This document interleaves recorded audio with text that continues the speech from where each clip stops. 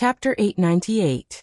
Wuming dragged the blackened world of Warcraft Eulidium with one hand. When he walked out of the smoke, Wuming threw Eulidium heavily. Thump! There was a loud noise, and dust flew everywhere. With Wuming's strength and Eulidium's body weight, a huge crater was created on the ground, as expected of our British silver dragon Vero. Speaking of which, is he dead? Merlin jumped down from the high ground and walked unhurriedly to the large piece of mixed black flesh. Although I think it should be dead after taking that hit, it's a pity. Wuming shook his head. This guy was still alive. It could only be said that it was worthy of being the original demon born from Tiamat. Its body was so strong that it was able to survive such an attack. Wuming's attack just now was multiple super-level magic, and this guy was still alive. Even if it was a servant, it would not survive such an attack, unless it had a special skill or a special noble artifact. But those mass-produced Eulidium should be dead. If multiple super-level magic couldn't even kill a mass-produced Eulidium, then it would be too cheap. It's not hard to understand why this guy is still alive. This is the so-called prototype.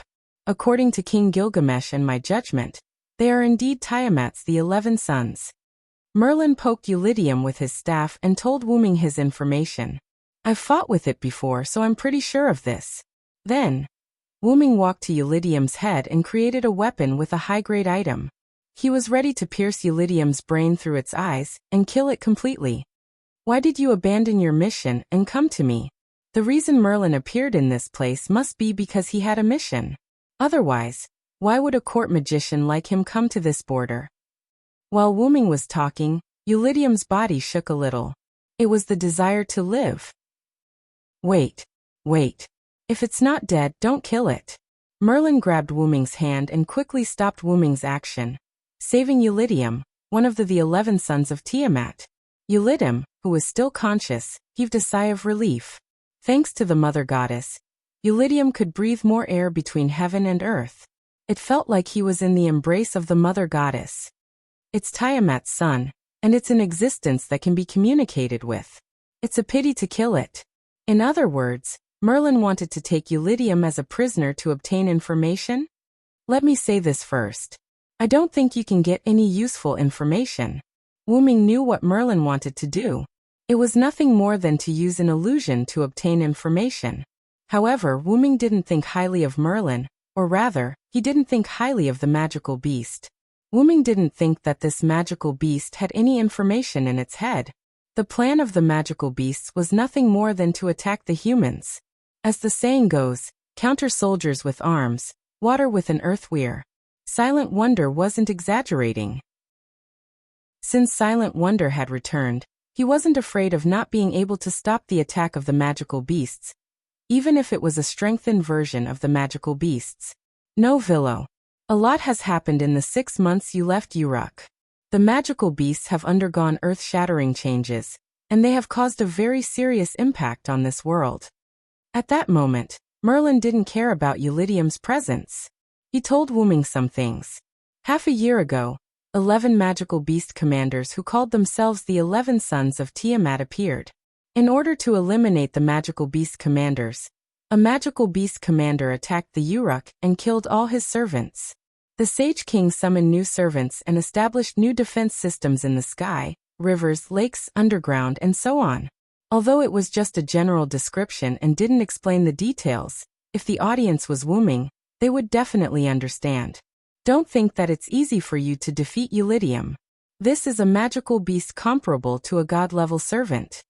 Wuming was also aware of this fact. Previously, Eulidium had used only his body to resist the multiple supreme-level spells he had cast. Although Eulidium was already half-dead, the fact that he could withstand multiple supreme-level spells without dying was enough to prove his strength as a demon commander. Moreover, the servants summoned by King Gilgamesh basically killed a few magical beast commanders at the cost of 2 to 1, or even 3 to 1. That was why Gilgamesh chose to summon new servants. After all, there was a shortage of manpower. It seemed that the Uruk side was able to eliminate the magical beast commander that attacked the Uruk in a suicidal manner. It could be said that they took a big advantage. However, Wuming said this. I really didn't mean to underestimate the magical beast commander. He didn't underestimate the magical beast commander. This made Merlin feel very helpless, so Merlin continued to explain. Since the magical beast commander has good wisdom, then we can't treat the magical beasts as beasts. Merlin's implication was that they must treat the other side as a country where soldiers are magical beasts. Since they could capture one of the generals alive, naturally, they couldn't kill it easily. They had to squeeze out the last bit of value before killing it. If this kobold Eulidium knew about this, he would definitely call Merlin a monster. Anyway, I didn't mean to refute you. You can do whatever you want. Shrugging his shoulders, Wuming walked to the side and removed the weapon in his hand. The weapon turned into blue magic particles and dissipated. Yes, you've helped me a lot, Merlin nodded with a smile. Then walked to the front of Eulidium, who had lost the ability to resist. Then he gently tapped Eulidium's head with his staff. All right, Eulidium of Warcraft, relax. I'll be gentle. I'll take care of you like a dream. Then Eulidium fell into an illusion that Wuming could not see. After about a minute or two, Merlin dispelled the hallucinating spell, and the last trace of Eulidium's life force dissipated. What did you do to it? Wuming glanced at the lifeless Eulidium, then looked at Merlin strangely. Ahahaha, nothing. Merlin laughed proudly, which made Wuming speechless. It had to be said that in comparison, Merlin was even more ruthless than Wuming. Anyway, I've already obtained information about the magical beasts. Then Merlin quietly looked at Wuming. How about it, Philo? Do you want to hear it? Wuming snapped his fingers in response to Merlin. Pa! The instant he snapped his fingers, Eulidium's corpse instantly burst into flames. Although Eulidium had said that he wanted to eat Wuming, Wuming was not perverted enough to eat Eulidium. However, the sudden burst of flames gave Merlin a fright. Clearly, this was Wuming's answer to Merlin's question. Okay, calm down, I'll tell you now. As the flames burned, Merlin told him the information he had obtained from Eulidium's mind. Chapter 899. The magical beasts are preparing to attack the north wall and destroy it in one fell swoop. Is that so? Wuming replied to Merlin unhappily. After all, this didn't seem to be any important information. Not only that, the magical beasts are also preparing to launch a fierce feint attack on humans from the mountains in the northeast, the Persian Gulf in the southeast, and the highlands in the southwest. Depending on the conditions, they will turn the feint attack into their main force. If that's the case, we will be in danger. The strengthened magical beasts posed a great threat to humans. If 2 or 3 people could barely deal with an ordinary magical beast in the past, now it would take nearly 10 people to deal with an ordinary magical beast. Moreover, if it weren't for King Gilgamesh calmly issuing new defense regulations and strengthening the defenses of the North Wall, and even other areas, the Uruk wouldn't have been able to hold on for more than half a year. But even so, the North Wall could only barely hold on. It wouldn't be surprising if it was broken through at any time. And if the number of magical beasts was large enough to besiege the Uruk from all directions, the humans in Mesopotamia would be completely finished. Merlin told Wuming about this analysis, and also some details about the magical beasts, reminding Wuming not to underestimate them. I see, it's already that serious. At this moment, Wuming had a thorough understanding of the current situation. Wuming even wondered if Gydia had made some changes to the last singularity. Then Wuming realized a problem. Speaking of which, does the commander of the magical beasts want to break the agreement of the 3 goddesses, and include the Quetzalcoatl in the attack? Or has the fact that the Quetzalcoatl changed sides been exposed? The mountains in the southwest were adjacent to the forest of the Quetzalcoatl. Even if they went around the edge of the Uruk, they would still be considered to have stepped into the territory of the Quetzalcoatl. However, if they did so, they would be considered to have crossed the border.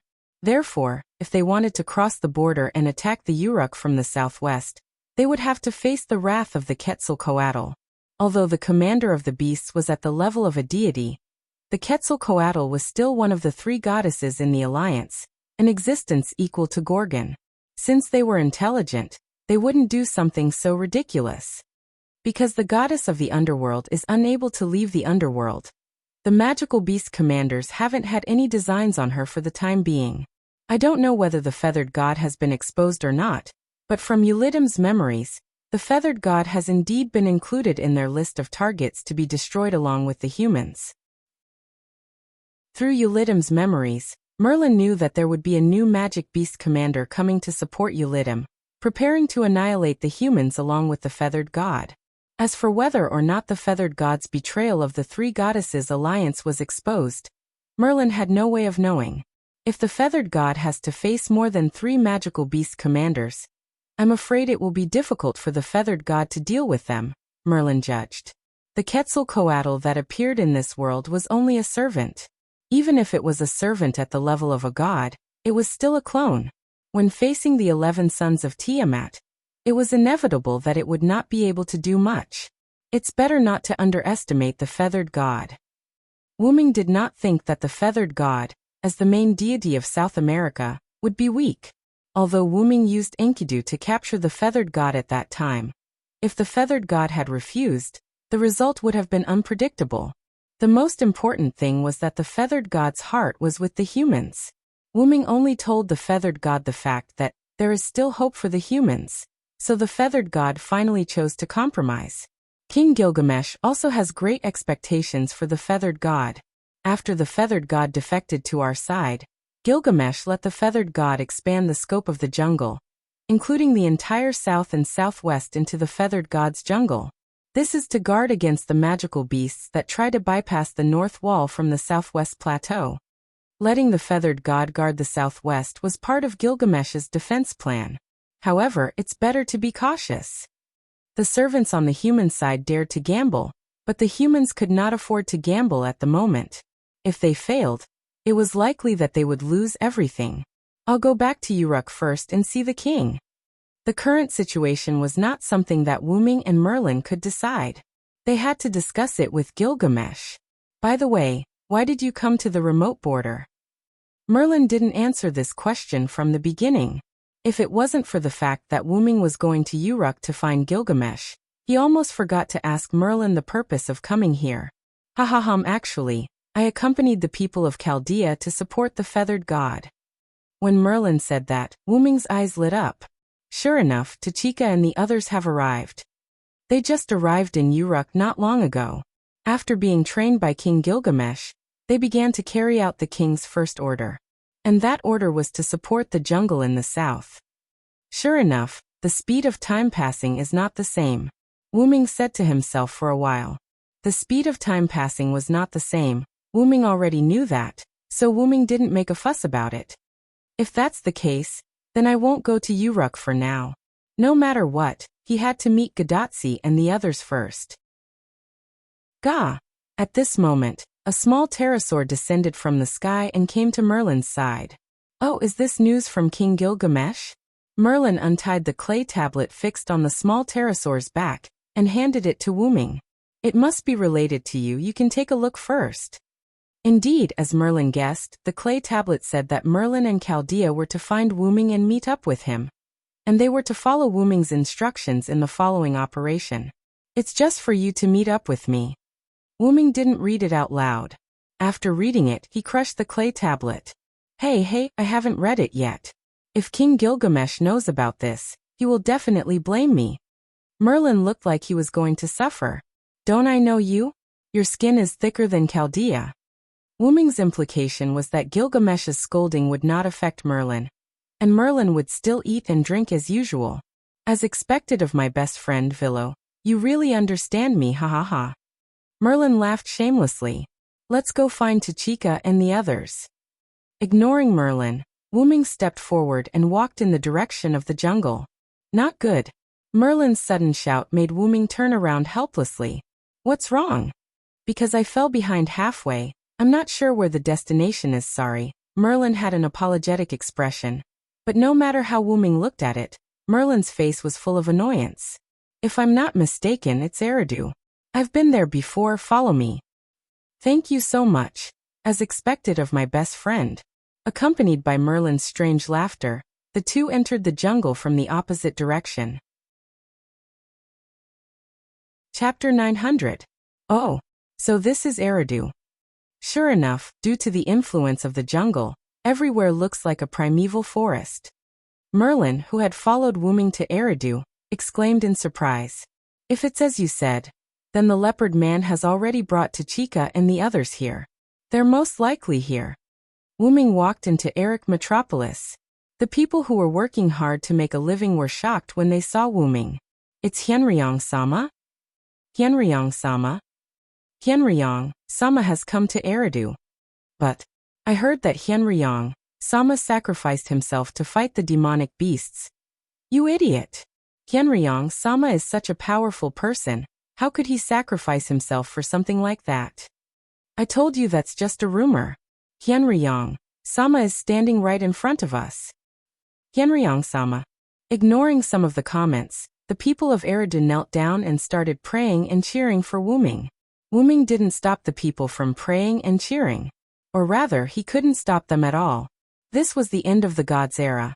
But the end of the gods' era was still in the gods' era. Stopping the people from praying, supporting, and cheering for the gods was the same as killing them. Therefore, Wuming didn't try to stop them. After all, everything had to be done step by step.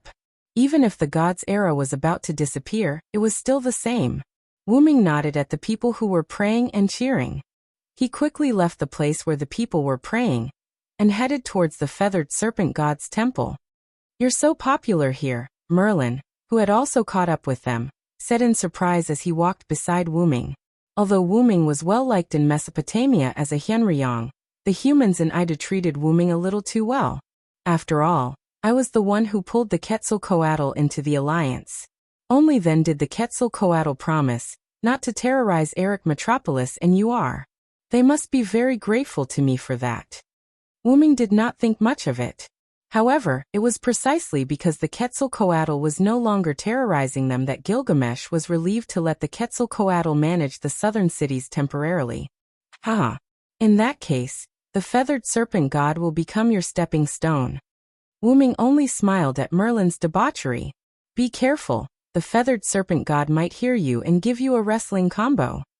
At that moment, Merlin put away his smile and became serious, which was rare for him. However, it was not because Merlin was afraid of the feathered serpent god's wrestling combo, but because Gudatsi and the others appeared. Assassin, Senior Villo? Gudatsi and Mashu looked at Wuming in surprise. They fell into a state of shock. Long time no see. Tachika, Matthew. After leaving the residential area of Idu, Wuming, Merlin, Gudatsi, and Matthew went to the special house that the leopard man prepared in advance for Gudatsi and the others near the temple of the feathered serpent god. They sat around a stone square table. Originally, Gudatsi and Matthew were resting here, but the people working near the temple bustled toward the city center. And while running they said, Hyenryong-sama is here. After that, the two, who were not familiar with Hyenryong, learned from Roman that Hyenryong was the most mysterious and powerful god among the Sumer gods. Hyenryong should also be a servant. I detected a very dense mana source here, which is probably emitted by Hyenryong. According to my judgment, Hyenryong is probably one of us. The two, who were a little interested in Hyenryong, and Roman proposed to meet this one of us, so Gudatsi and Matthew went out of the house to see what Hyenryong looked like. As a result, they didn't see Hyenryong, but they saw an acquaintance. At this moment, Gudatsi, who was in a good mood, took the initiative to ask a question, regardless of whether Hyenryong was Hyenryong or not. Assassin, did you come here to help us? How did you come to this singularity? Matthew was also quite curious about this. The Winterwood singularity aside, the American singularity appeared because of Queen Maeve, who held the Holy Grail. And Wuming could appear in the Middle East singularity probably, because he should be the same as Bedivere. At this moment, the Villo Senior, who could appear in the Mesopotamia singularity in BC, made Matthew quite curious. It's normal that you don't know. Wuming didn't tell the two about his other identity, and when they met just now, Wuming had left the city center, and there were no citizens praying around him. Gudatsi and Matthew didn't know the identity of Wuming and Hyenryong. Actually, before Wuming could say anything, Merlin rushed to answer. He's a local. It's normal for him to appear here. And Merlin, who rushed to answer, was still playing dumb and keeping them in suspense. Mr. Merlin, what does this mean? Matthew was quite puzzled. Not only Matthew, but Gadotsi was also puzzled. Then, Gadotsi looked at her bracelet. Doctor, do you know what Merlin means? However, Roman, who was in Chaldea, didn't answer. Doctor? Doctor? Mashu also shouted a few words. Is he asleep? Gadotsi guessed. Yes, this is the almighty Leonardo da Vinci.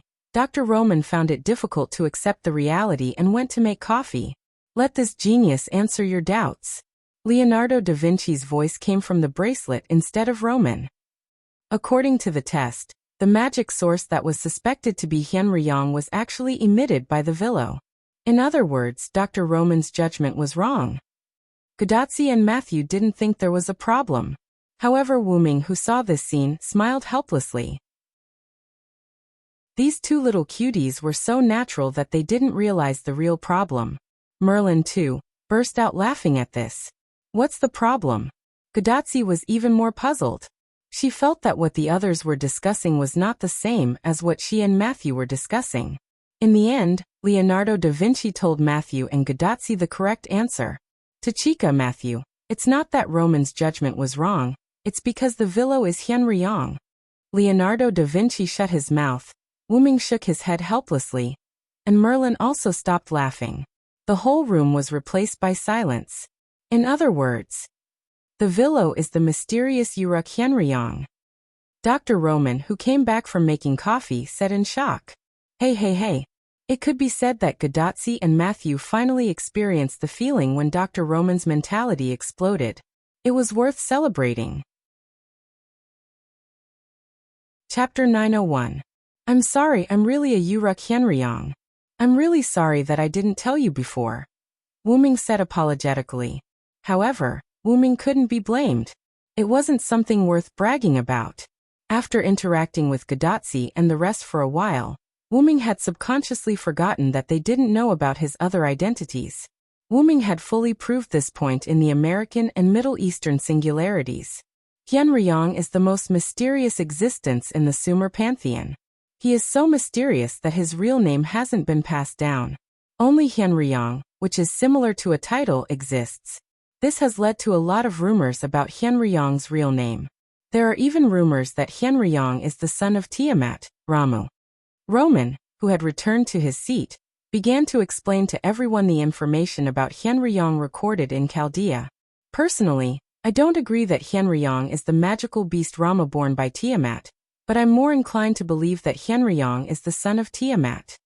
Roman's voice kept coming from Gadotsi's bracelet.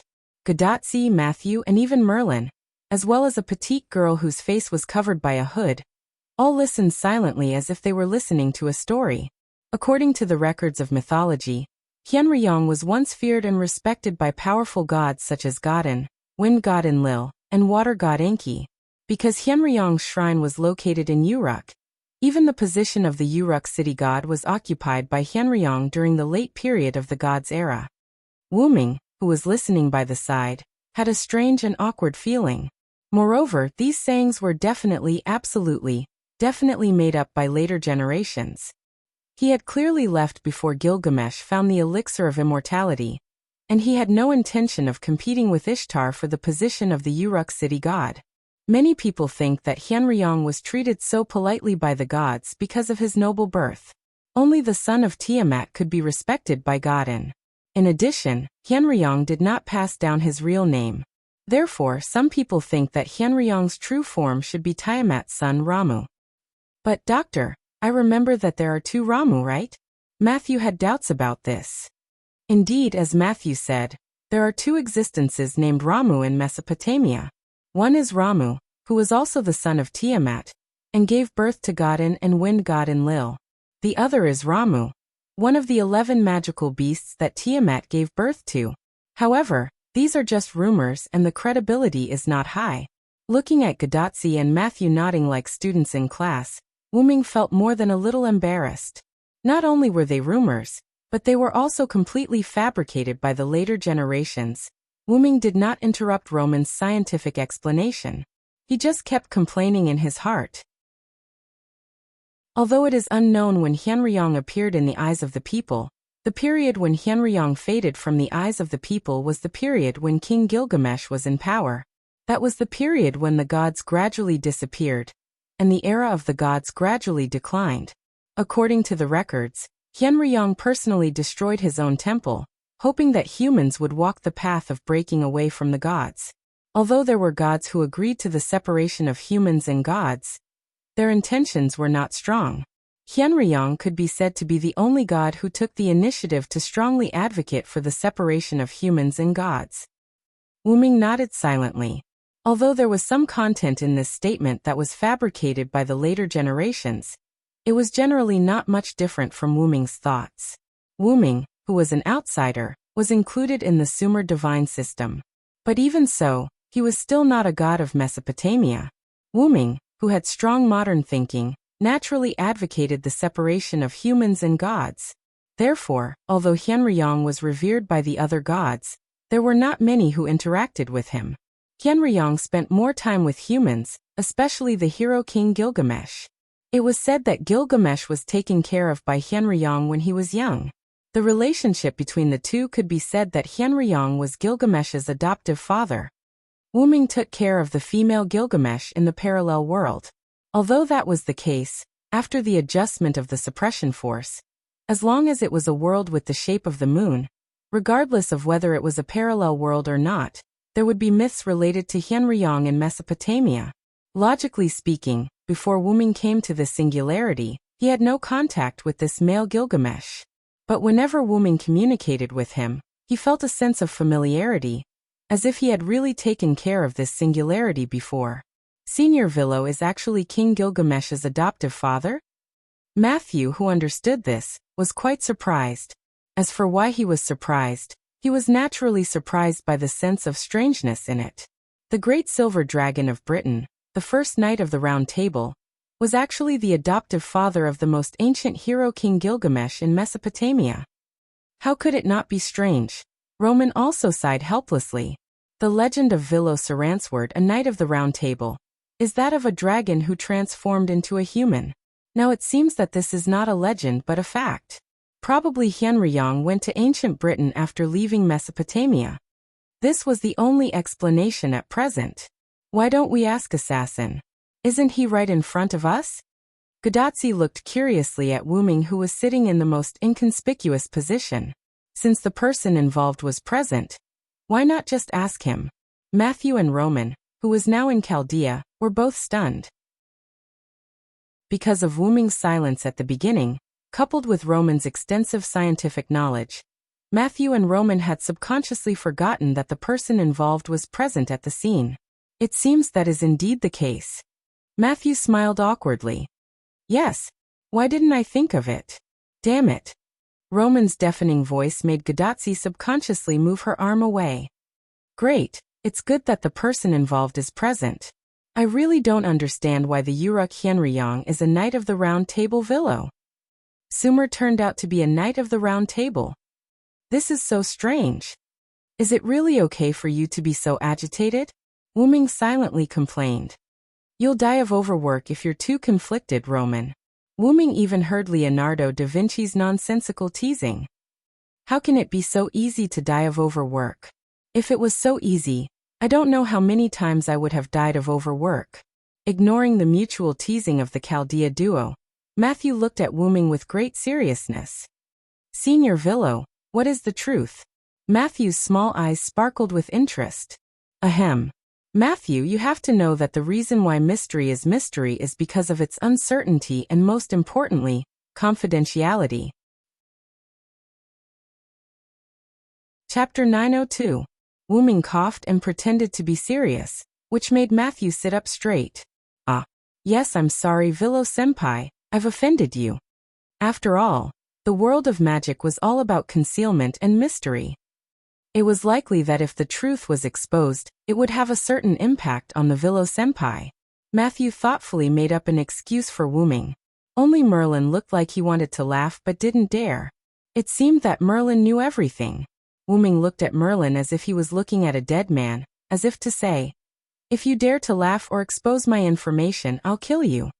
Anyway, let's talk about my problem later. Speaking of which, Where did the feathered serpent god go? And where's the leopard man who brought you here? I don't see him either. We haven't seen the feathered serpent god. Maybe he's not here. As for Miss Leopard Man, Matthew looked cautious, so he was definitely not sure. After the leopard rested for a while, he roared and ran into the forest. The one who spoke was Miss Anna, whose face couldn't be seen clearly. Ah, Miss Anna, I'm sorry, I didn't notice you coming. Matthew was startled by Anna's voice, and he apologized guiltily. It's okay. It seemed that Anna didn't mind it very much.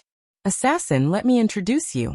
This is Anna, the Anna we met in Winterwood City, but she doesn't remember us. When we met Merlin, Anna was with Merlin. Yo Anna, long time no see. Wu Ming greeted her as if they were old friends. Anna nodded silently to the powerful existence who had protected her master, Sakura Madu. Is this singularity Anna the one in Winterwood? It seemed that Gadotsi had thought of Anna as the Anna in Winterwood City from the very beginning. Of course it's Anna. It's not difficult to understand why Anna can appear in this singularity. Firstly, the goddess of magical beasts of the Three Goddesses Alliance was Gorgon, who wielded Tiamat's authority.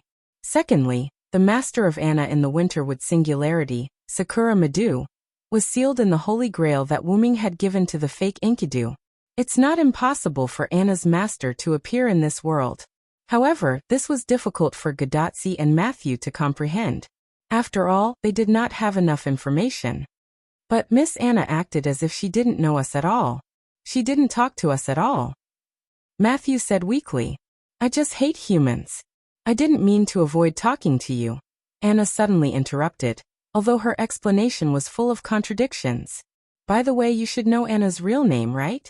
Gadotsi and Matthew exchanged glances and nodded. As expected, Miss Anna is Medusa. Back in Winterwood City, Gadotsi and the others did not interact much with Anna, so they did not get her real name from Anna. However, based on their encounter with Stheno and Riley in Winterwood City, as well as the way the twin goddesses addressed and treated Anna, Roman guessed Anna's real name through future analysis. At this moment, Anna, who was called by her real name, did not show any emotion. It was as if she was not interested in anything. Do you know that the goddess of magical beasts is Gorgon, who wields Tiamat's authority? Huh. Matthew's exclamation told Wu Ming that she was indeed unaware of this. Indeed. Although we have some information, it's only a little. Part of the information about the goddess of magical beasts was heard from the civilians, Gadotsi added. Although many people knew that the goddess of magical beasts was Gorgon, the civilians did not have a deep understanding of it. Whether it was Tiamat or the outer gods who wielded Tiamat's authority, as long as it was a goddess who could produce magical beasts, it was Tiamat to them. At most, it was Tiamat who changed her appearance. In short, it was true that the magical beasts that attacked them were produced by the mother goddess. It seems that Merlin hasn't told you yet. With a sigh, Wu Ming looked at Merlin. Gadotsi and the others were unlikely to get information from Gilgamesh. After all, he was the most ancient hero king who approached Gadotsi and the others as soon as he came up and immediately arranged for them to undergo training in the Uruk after confirming that they were unqualified. However, if it was Merlin, he should have known about this piece of information. Ahahaha, because King Gilgamesh told me not to disclose any information to Chaldea and the others who were training in the Uruk, I completely forgot about it over time. Merlin laughed and scratched the back of his head proudly. In short, let's analyze the current situation now. The scientific meeting immediately turned into an intelligence meeting, and Roman also abdicated his position and stopped talking. The Three Goddesses Alliance is the goddess of the underworld in Mesopotamia, the Quetzalcoatl in Central and South America, and the Greek goddess of monsters Gorgon, who holds Tiamat's authority. Gadotsi and Mashu nodded. They were not surprised. It seemed that this was part of the information they had. The Quetzalcoatl was betrayed by me, and the goddess of the underworld can't leave the ground. The biggest threat is the goddess of monsters, Gorgon, who holds Tiamat's authority. In the face of this biggest threat, my last spiritual base attempted to perish together with Gorgon's spiritual base, but unfortunately, the fake Enkidu came and stopped it.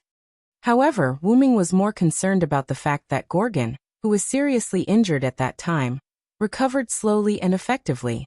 Was it the influence of Tiamat's authority, or something else? While Wu Ming paused to think, Matthew raised his small hand and began to ask questions. That, Senior Villo, what do you mean by the spiritual base last time?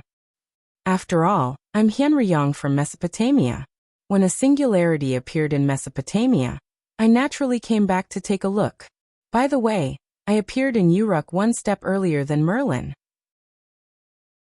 Yes, but it's a pity that Henryong, who appeared in Uruk one step earlier than me, left early last time, and he didn't even manage to perish together with me. What a pity. In response to Merlin's whispering, Wu Ming responded with a murderous glare. However, in Matthew's view, this scene was indeed a quarrel between friends. By the way, it's a great fate that Mr. Merlin and Senior Villo can meet in Uruk. The two of them were both subjects of King Arthur in Britain, and now they met in Uruk as subjects of King Gilgamesh. It was indeed a great fate. But in the end, whether it's in Britain or in Mesopotamia, I'm a level higher than Merlin. Wu Ming smiled proudly at Merlin. Thinking about it carefully, that's true. Gadotsi thought for a moment and nodded. In Britain, although Wu Ming and Merlin were both subjects of King Arthur, as the closest subjects of King Arthur, their status was not lower than Merlin's, and even higher. The difference was even greater in Uruk. Previously, Dr. Roman said that Henryong in Uruk is equivalent to King Gilgamesh's adoptive father, while Merlin was only King Gilgamesh's court magician. Although it wasn't a crushing victory, no matter how you looked at it, Wu Ming was superior to Merlin. Haha. You're still so merciless, my dear friend.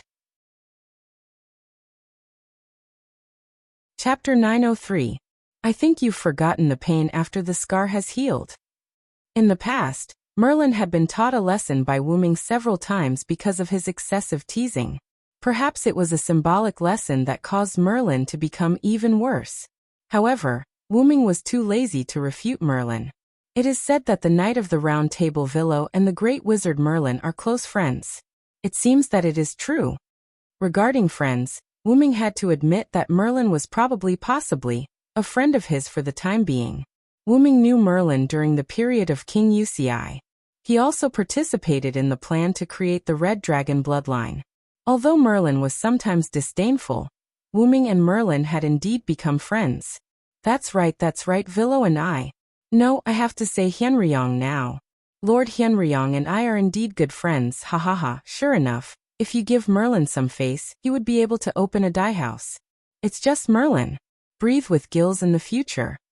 Wu Ming directly gave Merlin a dead fish's eye. What the hell do you mean by breathing with gills? And my name is Merlin. Merlin, not Merman. Merlin waved his staff to express his dissatisfaction, but Wu Ming turned a blind eye. Sure enough, you two have a good relationship, just like Matthew and me.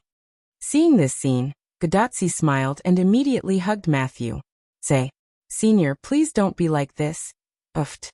Miss Anna, who was alone, couldn't help but make a sound. Aw. Even I want to have a good chat with my best friend. Roman from Chaldea also made a sound of dissatisfaction. Oh, if I remember correctly, Romani is someone who doesn't have that kind of beautiful existence. Damn it. Leonardo da Vinci. Don't expose me. It was about time for the farce to end. At this moment, Wu Ming coughed. Let's talk about my best friend later. Let's continue our conversation. Wu Ming knocked on the table, and a 3D map projection appeared in front of everyone. This was a map made by Wu Ming using magic. The mountains, plains, hills, and so on were clearly visible on the map. Even the Uruk and other cities were depicted very realistically, like a high-quality model. Oh, that's amazing. Gadotsi's clear eyes reflected the projected map, and she exclaimed in surprise. The Quetzalcoatl is on our side, and the goddess of the underworld can't leave the underworld, so we don't have to worry about it for now. The original goddess of magical beasts was also severely injured when I left last time. It stands to reason that the situation at this moment shouldn't be so serious. Then Merlin continued Wu Ming's words. Henryong's departure last time caused heavy damage to Gorgon, and countless magical beasts were also affected by the aftermath of the battle between Henryong and Gorgon. But 3 months ago, for some reason, a large number of strengthened magical beasts poured out of the fir forest. Not only did their physical fitness and size increase, but there were also new types of magical beasts. A large number of new magical beasts and strengthened magical beasts attacked the north wall and caused heavy damage to the north wall. Merlin recalled the reports from the front line and narrated little by little. These words were not only for Gadotsi, but also for Wuming, who didn't know about these things. Then 11 magical beasts commanders who claimed to be the sons of Tiamat appeared on the magical beasts front. That night, Mushio Hushio led a large number of mass-produced magical beasts to raid the Uruk from the underground. Our side suffered heavy losses, and nearly 1/3 of the total population of the Uruk were killed.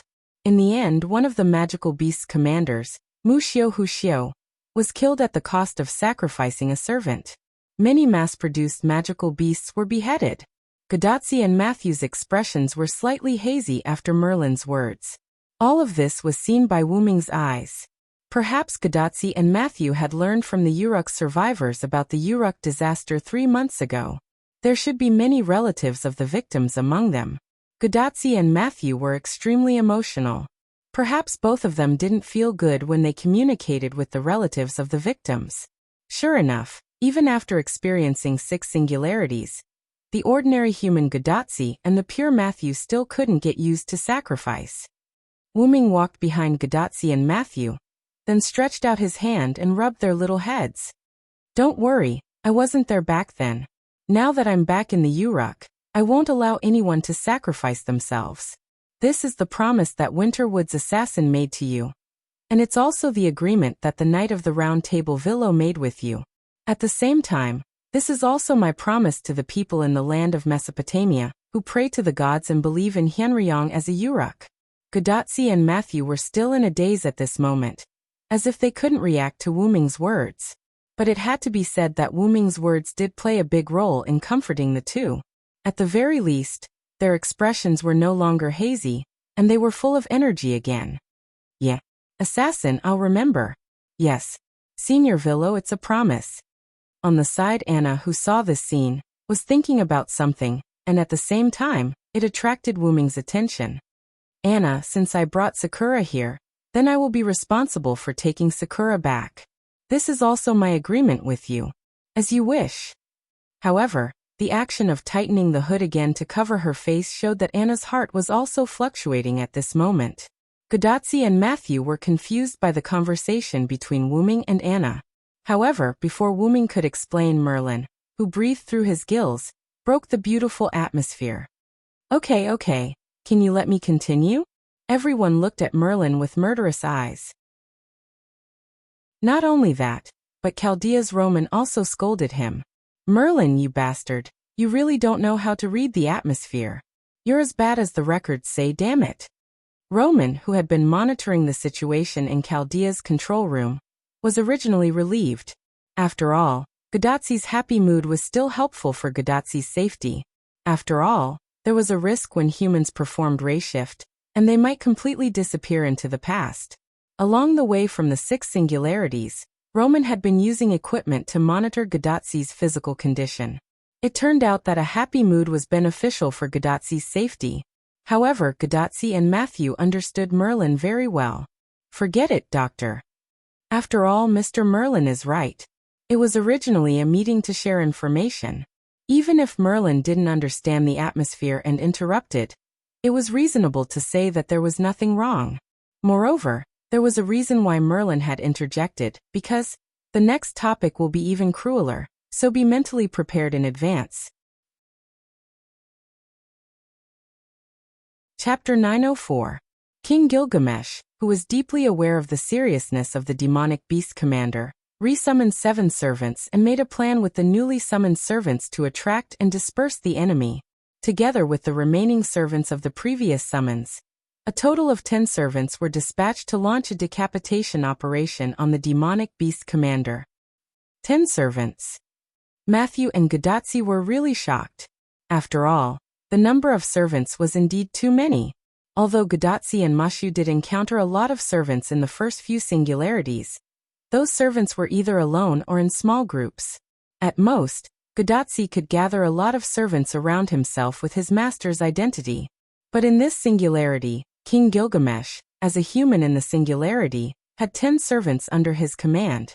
How could this not be shocking? So that's why King Gilgamesh is sitting in Uruk as a magician. Roman from Chaldea also made a reasonable judgment on the posture of the sage king. It was because of the need to command the people that the hero king became the sage king.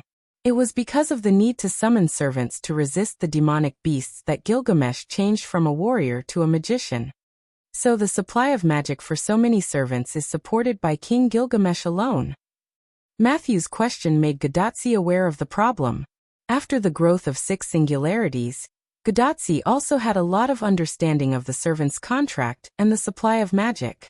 Gadotsi was able to form a contract with many servants because of the magic support behind Chaldea.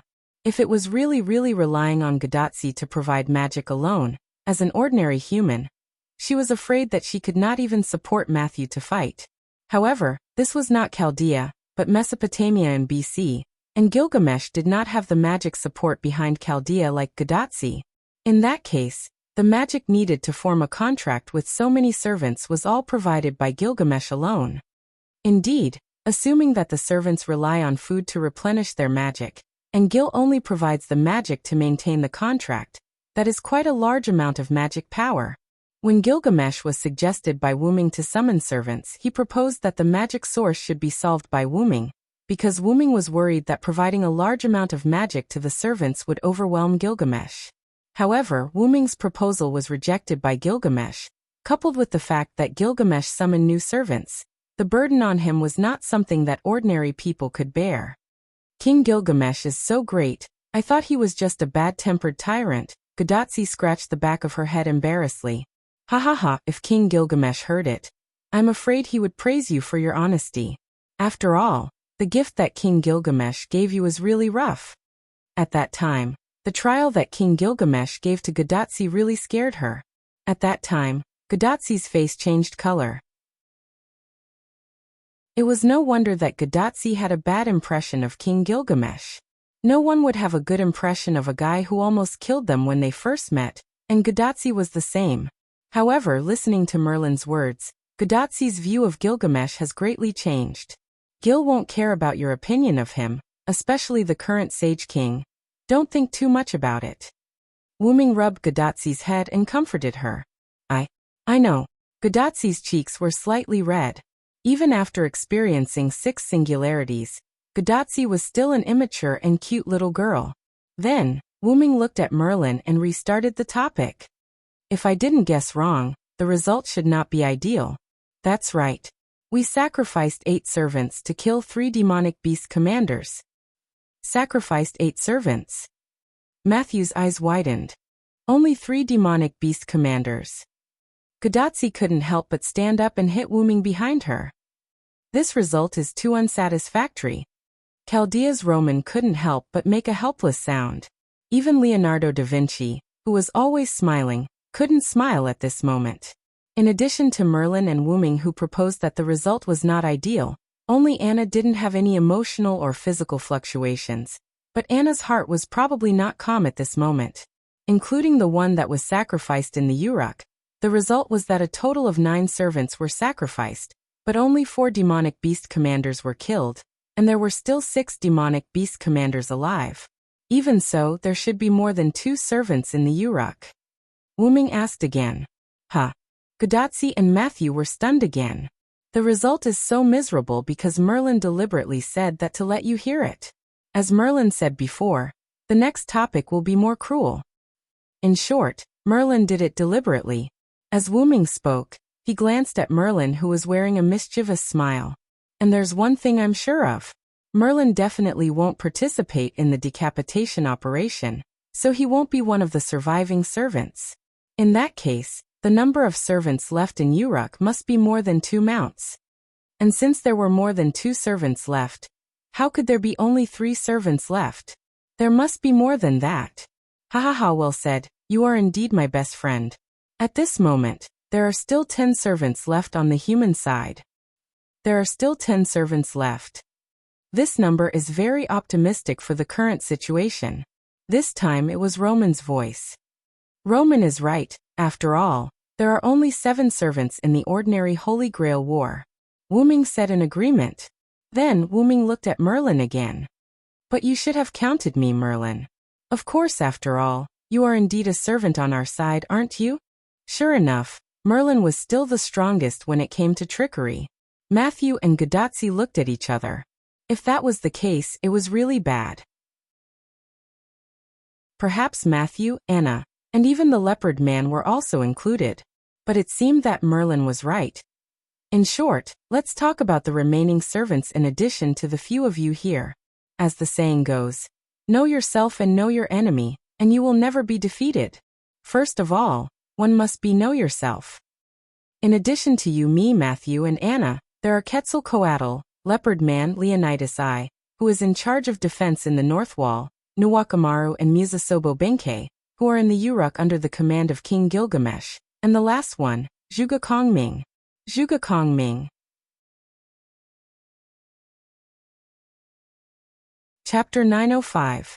Mr. Merlin, are you talking about Zhuge Kongming? Is it the military advisor from ancient China? Gadotsi and Matthew asked Merlin.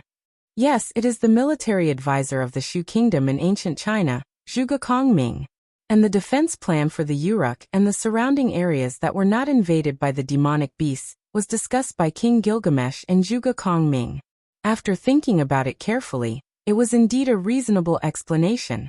After all, if it was really all up to King Gilgamesh, and he had to think about so many problems, he might really die from overwork. I heard that the military advisor had been guarding the Shu Kingdom until his death, not letting it be annexed by the powerful Wei Kingdom. It seems that Mr. Kongming is quite good at defense. In Matthew's view, being able to resist the demonic beasts in a situation where the human forces were so weak, and the people in the Mesopotamia could survive and even live in peace and contentment, not only highlighted the military advisor's resourcefulness, but also reflected the military advisor's achievements in guarding the Shu Kingdom until his death. Having said that, don't forget about the king of the Uruk who wanted to carry the world on his back, Matthew. Maybe Zhuge Kongming did play a big role, but Gilgamesh's role was certainly not less than Zhuge Kongming's. Villo Sr. is right. To be able to summon so many servants to resist the demonic beasts and establish the North Wall, King Gilgamesh is indeed not as good as Zhuge Kongming. It was not an exaggeration. In Wu Ming's view, even without Zhuge Kongming, Gilgamesh could still resist the attack of the demonic beasts and still ensure that the people under his rule could live in peace and contentment. But the price may be accelerated to death from overwork. By the way, we also met Zhuge Kongming when we were in the Winterwood Singularity. Do you remember Assassin? I don't know if it's the same person. Gadotsi thought of the Zhuge Kongming who used the modern magician's body in the Winterwood Singularity. Maybe it's the real Zhuge Kongming Sr. Matthew also discussed with Gadotsi.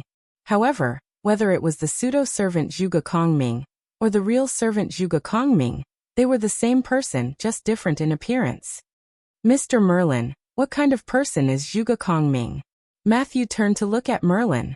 As the court magician of King Gilgamesh, Merlin should know the situation of Zhuge Kongming. Unfortunately, I only know that Zhuge Kongming is a person wearing a China-style robe. Because I was often asked to run errands by King Gilgamesh, I didn't have much contact with Zhuge Kongming. To put it simply, Merlin didn't know who was in Castor's team. So, Matthew nodded, indicating that he understood. Since it's a China-style robe, it's probably the real Zhuge Kongming. Gadotsi judged. Maybe there will be a situation like Matthew. Wu Ming interjected.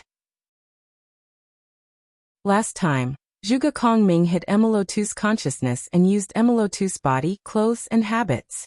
However, a pseudo-servant could also let the original personality of the body dominate the body. Although Matthew was not a pseudo-servant, Matthew's identity was a subservient, which had the same effect as a pseudo-servant. When Matthew used the power of Galahad, the clothes on his body would turn into purple armor. Therefore, it was also possible that Emilotu would wear Zhuge Kongming's clothes. Then Wu Ming thought of the leopard man. By the way, the leopard man here may be the same, but the situation may be completely opposite. Wu Ming didn't realize it before, but thinking about it carefully, Wu Ming did see that face in Ilya's world. Miss Leopard Man is also a pseudo-servant. Villo Sr. means that Miss Leopard Man is a god on the inside, and the appearance is a human on the outside? Although they were shocked, Matthew and Gadotsi recalled the Leopard Man's doll-like appearance, and they couldn't help but believe Wu Ming's words. Although Dr. Roman did prove that the Leopard Man was a divine servant, no matter how he looked at it, it was impossible for there to be a god with such a funny appearance. Sure enough, it was caused by a spirit base similar to a pseudo-servant. But the Leopard Man's situation is not enough to reach the point of pseudo-servant. The Leopard Man's bestiality is too serious, and there is almost no humanity. At most, it can only be a slight pseudo-servant. Okay, although I don't want to interrupt you, first of all, you have to know that I don't have the slightest combat power. Ha! How come? Merlin's words made Gadotsi and Matthew show surprised and disappointed expressions. Zhuge Kongming's horror is not his combat power, but his wisdom. As for Merlin, Wu Ming looked at Merlin, who looked at him with expectation and trust. Even Merlin wouldn't make such a joke at this moment. Merlin probably has his own reasons. Merlin doesn't count as combat power. Ha ha ha, although Mafa Merlin had been ridiculed by Mafa Merlin, he was still very happy. Regarding the current situation, Gadotsi and Mashu whispered to each other. I feel that Mr. Merlin is so pitiful. It turns out that Mashu also thinks so. At this moment, the current meeting was almost over, and Wu Ming also spoke at the last moment. In short, since the military advisor is in the Uruk, no matter how bad the situation is, the Uruk will probably be fine. Wu Ming said with a kind smile. Looking at Wu Ming's kind smile, Gadotsi, Matthew, and even Anna felt a chill down their spines. In other words, we can be bolder. When Wu Ming said this, Gadotsi and the others felt even more chills down their spines. So, Lord Hyenryong, what new plan do you have? Merlin also looked at Wu Ming with a smile, but at this moment, Merlin's smile was more and more similar to Wu Ming's in the eyes of Gadotsi and the others. It wasn't unreasonable for these two guys to be best friends. This was the so-called birds of a feather flock together. Let's go and conquer the useless Venus goddess.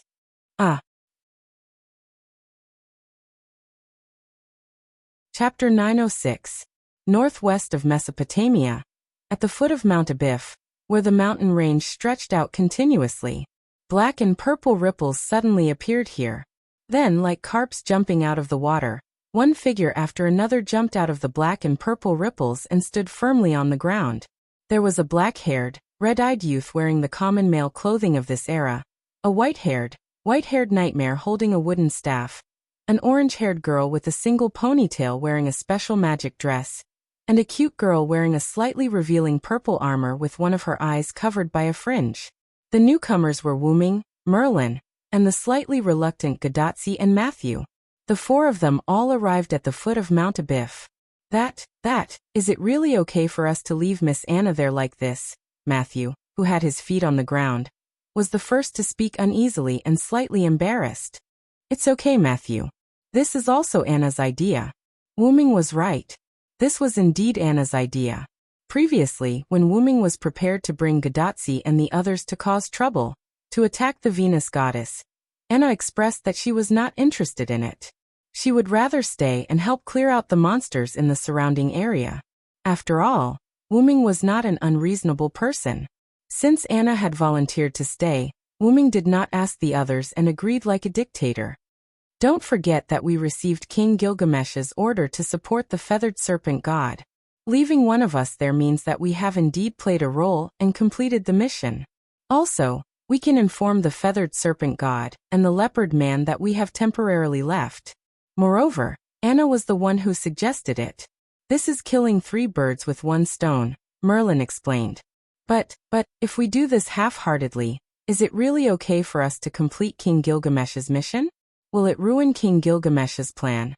Not only was Matthew worried about this, but so was Gadotsi. Matthew is right. Sigh, I don't want to be given another trial by King Gilgamesh when I go back. Gadotsi said as her face turned pale, as if she was recalling the life and death trial. Facts had proven that even if one's perception of a person changed, the fear of that person would not disappear in a short time. Don't worry. If anything happens, I'll take care of it. Wuming walked to the two of them and patted their heads. His tone was rather confident.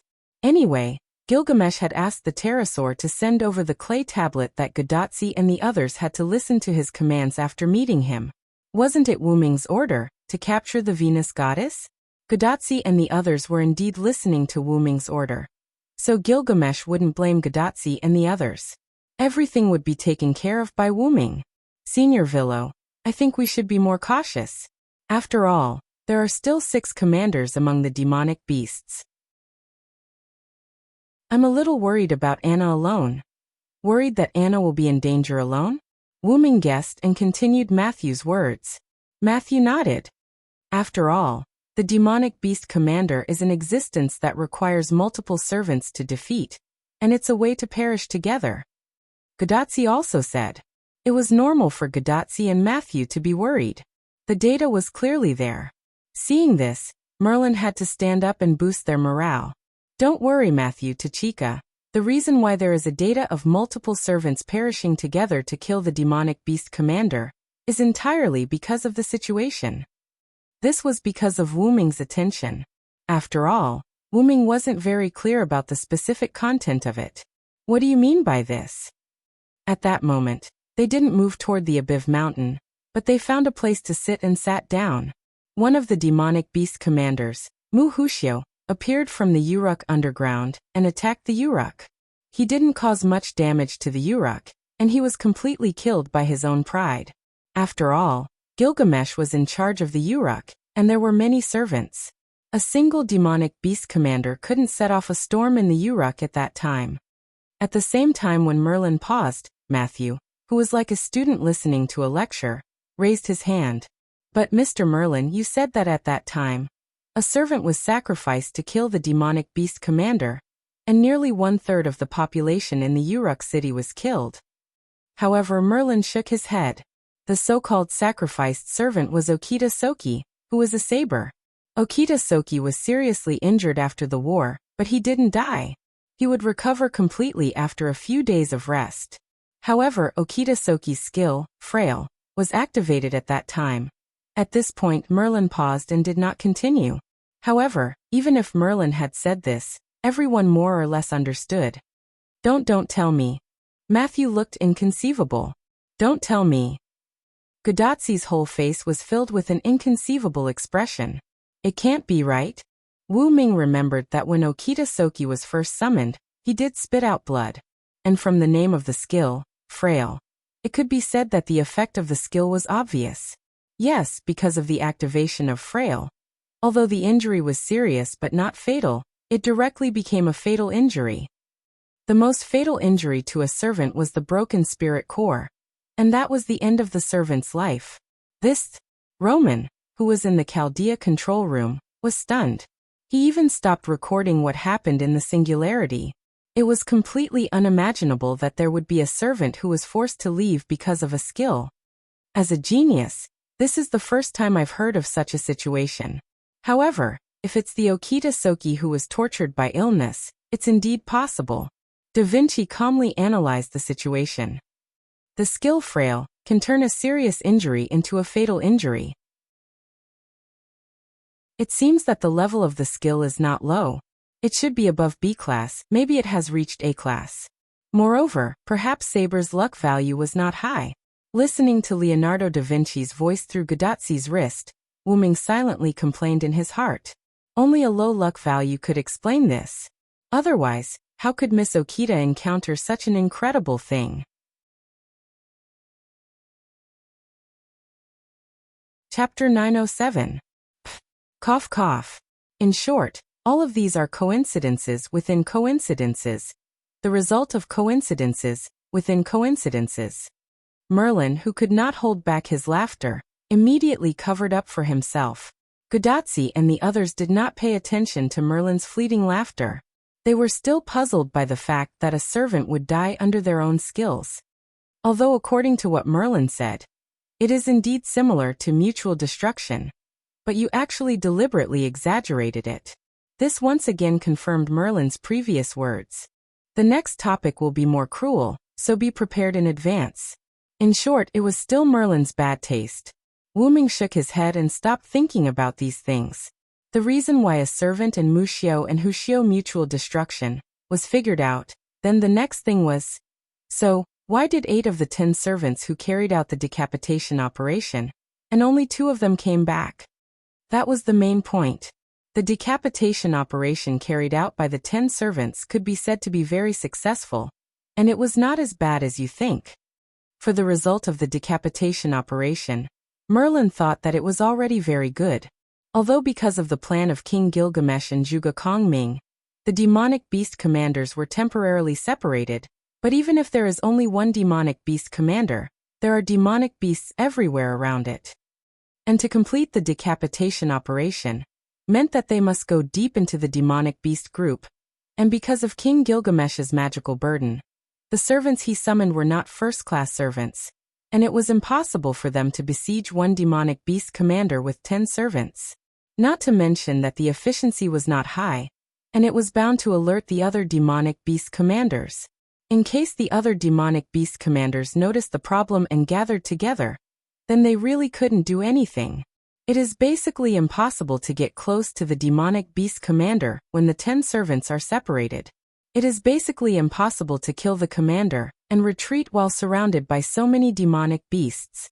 Even if it was second-rate or third-rate servants, if 2 or 3 servants fought together, it was still possible to kill a demonic beast commander. The fact also proved that this idea was indeed feasible. 8 servants in exchange for the death of 3 demonic beast commanders. And to put it bluntly, demonic beast commanders seemed to be unable to be mass-produced, and King Gilgamesh could summon servants again as long as he could hold on, although he probably won't do that again. In the end, there were 2 servants that returned to Uruk alive. For a one-way decapitation mission, it was a pleasant surprise that a servant could come back alive. After sacrificing the lives of 3 demon commanders, 2 followers came back alive. Based on this operation decapitation alone, it's already an excellent result. Merlin was very optimistic about this. How could this be? Matthew was shocked. Isn't this a suicide squad? Gudatsi vividly interpreted the essence of the beheading operation. Indeed, King Gilgamesh didn't expect the 10 servants to come back alive. King Gilgamesh assigned this task with the consent of the servants, and they were also very willing to serve as a suicide squad in order to give hope and a future for mankind. Merlin said the truth indifferently. This is too cruel. Matthew's eyes were full of sadness again. Although it was cruel, Matthew really couldn't refute it. Was this the so-called necessary sacrifice? Humans couldn't deal with demonic beast commanders, only servants could, and combined with the situation at that time, they could only send servants to the depths of the demonic beasts to carry out the decapitation operation. However, even so, in the face of another sacrifice, Matthew still couldn't look at this problem calmly. Matthew, in a war, anyone's sacrifice is just a number. This is the essence of war. In the past, he, Artoria, and many knights of the Round Table, led countless knights to fight in the north and south, and it could be said that he had already seen through the essence of war. But, in this war between the demonic beasts and the humans, even if the servants sacrificed themselves, as long as their sacrifice created the conditions for the humans to win in the future, then their sacrifice was not in vain. Just like the servants who sacrificed themselves for you in the previous 6 singularities, we should remember them and work harder for the next operation. We can't let their sacrifice go to waste.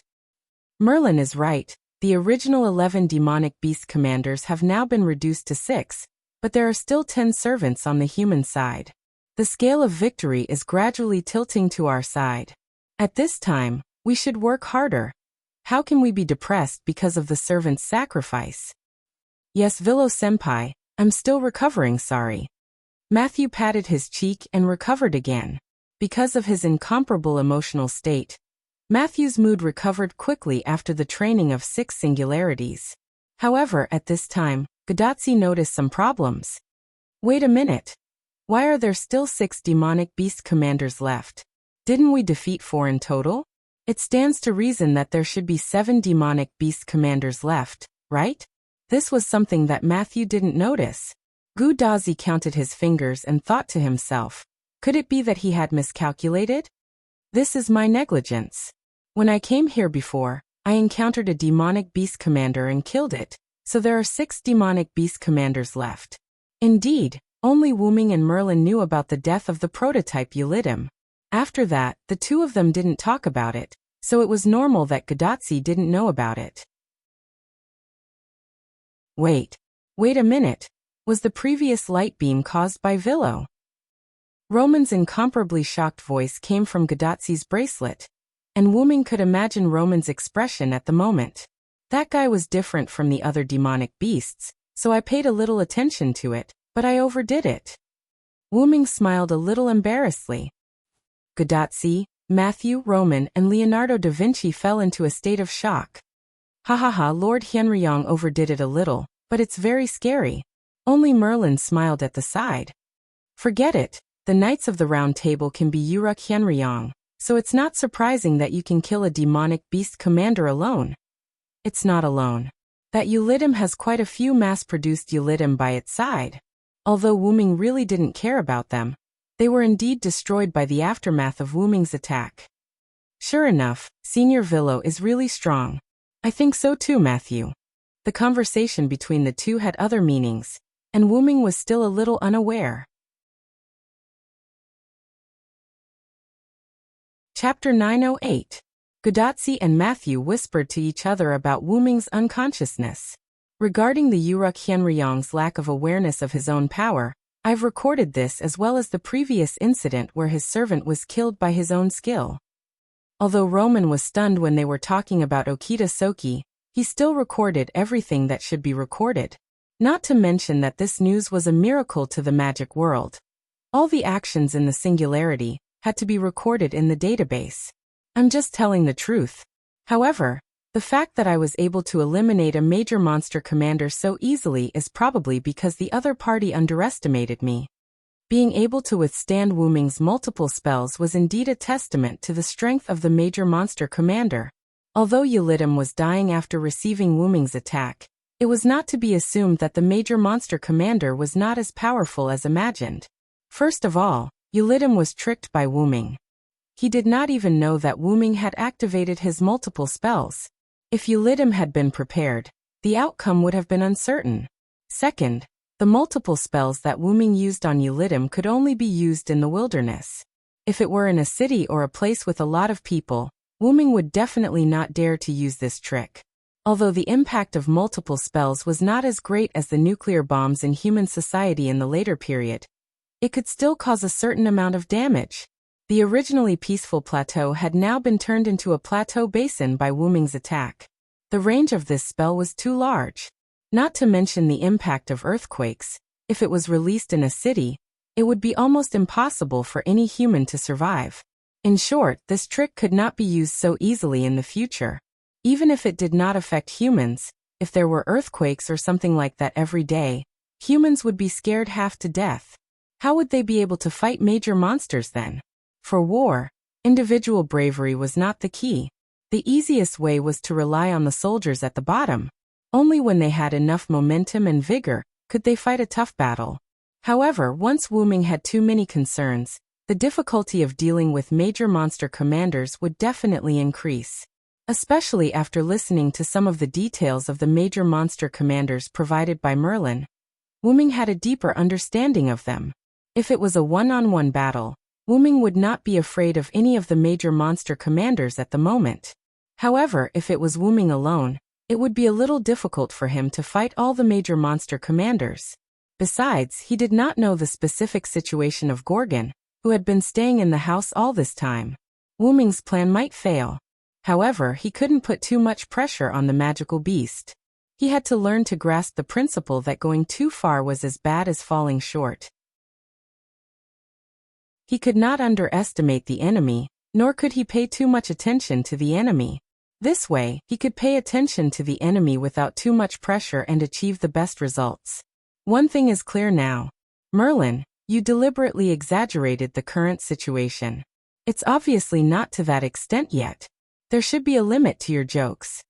Gadotsi and Matthew, who agreed with Wuming's words, nodded, and then looked at Merlin with indifferent eyes. I'm just trying to make everyone feel more threatened. Why are you treating me like a bad guy? Alas, it's hard to be a good person. Gudatsi and Matthew were a little moved by Merlin's words.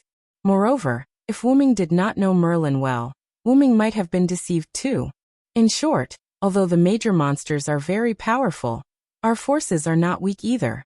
You don't need to worry about Anna. After all, that is the territory of the Quetzalcoatl. Thinking of the Quetzalcoatl, who once showed him great respect, Wuming had to admit that as a god, that guy was completely qualified. Don't underestimate the Quetzalcoatl. With the Quetzalcoatl, unless Tiamat appears in person, the southern jungle will be a very safe place. Yes, we understand. Gudatsi and Matthew stood up and saluted Wuming, like primary school students who listen to their teacher. Then let's go and head to the temple of Abiff Mountain. Then the four of them set off to climb Abiff Mountain. As they walked all the way up the mountain road, Matthew took the lead and asked, "By the way, is the goddess of Venus in the temple on this mountain?" Although Wuming did not make it clear who it was, just the word goddess of Venus basically exposed who they would meet next. Speaking of the goddess of Venus in Mesopotamia, I'm afraid only Ishtar is the goddess of Venus. Is she the mistress of the heavens? In Chaldea's control room, Roman sat in front of his seat, his hands constantly tapping on the keyboard. The screen in front of Roman also showed images that ordinary people could not understand. But Chaldea's instruments have detected that there are only 4 gods in Mesopotamia. What's going on? 4. Gudazi stopped. He didn't understand what was going on. The doctor is referring to the 4 gods, the goddess of warcraft, the Quetzalcoatl, the goddess of the underworld, and Senior Villo. The first 3 were the goddesses of the 3 Goddesses Alliance. Although Wuming did not say much, his spiritual base also belonged to the Uruk Hienryong. But Assassin said that there is a goddess on this mountain. So, shouldn't there be 5 gods? Gudatsi subconsciously looked at the top of the mountain, where she could vaguely see the shadow of the temple. I'm also wondering about this. On the big screen in front of Roman, 5 dialogue boxes appeared. The goddess of warcraft, the Quetzalcoatl, the goddess of the underworld, and the Uruk Hienryong each occupied a box, but the last box was a series of question marks. Is it possible that the divinity is not strong enough, so it can't be detected? Matthew asked. The leopard man they encountered before was also a god, but if they didn't encounter him, Chaldea's instruments couldn't detect his existence at all. Only gods with strong divinity like the goddess of warcraft and the Quetzalcoatl could be detected by Chaldea's instruments without contact. That's impossible. Ishtar is the mistress of the sky. Even if she is a pseudo-servant at the moment, her divinity can't be that weak. Wuming saw Ishtar the last time he came here. Although she came as a pseudo-servant in the form of a girl, her divinity didn't decrease much. She was still a very powerful divine servant. Oh. Another pseudo-servant. Gudatsi nodded. She always felt that she always encountered pseudo-servants. Although Ishtar is a pseudo-servant, she is much more powerful than the leopard man, Wuming added. At that moment, the almighty Leonardo da Vinci spoke. Is it related to the goddess of the underworld? Chapter 909. What does this have to do with the goddess of the underworld? Gudatsi expressed that she really didn't know anything about the myths of the Mesopotamia region. The goddess of the underworld that Leonardo da Vinci refers to is in existence named Ereshkigal. She is known as the mistress of the underworld. In a sense, she is the half-body of the mistress of the heavens, Ishtar. Wuming explained to Gudatsi. He was also a Uruk Hienryong. As a local, at least he knew more than Roman and the others. Since there is a legend of half-body, it naturally means that the 2 are different sides of the same pillar god. In this case, the goddess of the underworld and the loser goddess on this mountain should be considered the same pillar god. If they share the same divinity, it's normal that they can't be detected. If the goddess of the underworld is Ereshkigal, then this situation is true. Roman, who was sitting in Chaldea's seat, was constantly tapping on the keyboard, modifying the data of the singularity of Mesopotamia registered in Chaldea's database.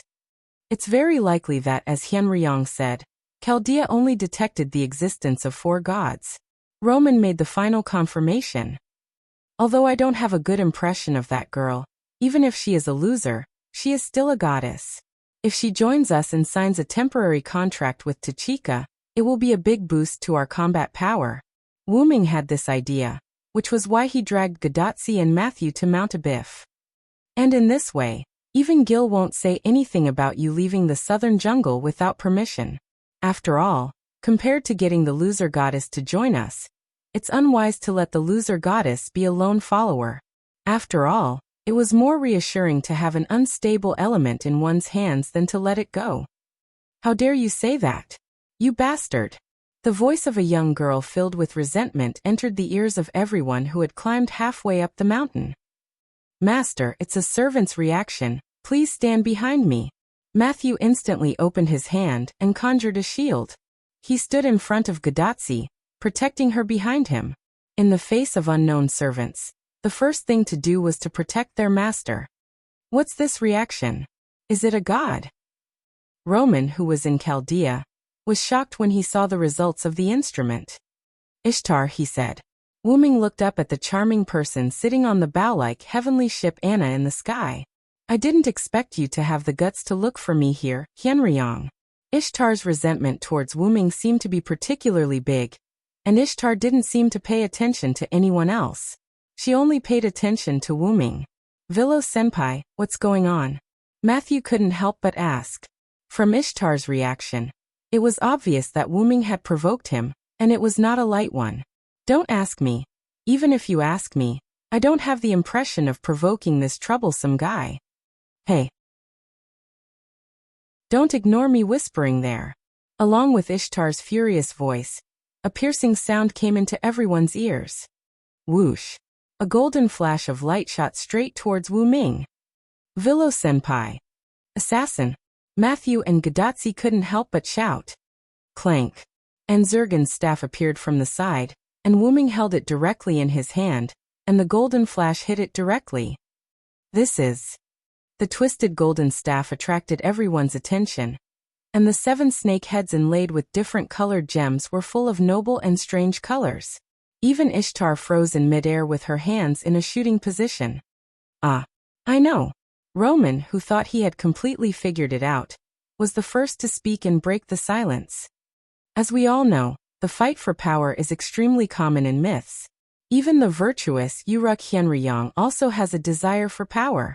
According to the Gilgamesh epic records, the Uruk Hienryong once seized Ishtar's position as the Uruk city god, and drove Ishtar out of the Uruk. There are also many small stories that have been investigated by many scholars and experts. Although various experts and professors have different opinions, there are many parts that are worth referencing.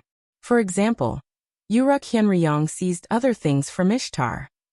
When Roman said this, Wu Ming more or less understood what he was trying to say. The staff in Hienryong's hand is obviously consistent with the 7-headed warhammer staff that belonged to Ishtar in the myths.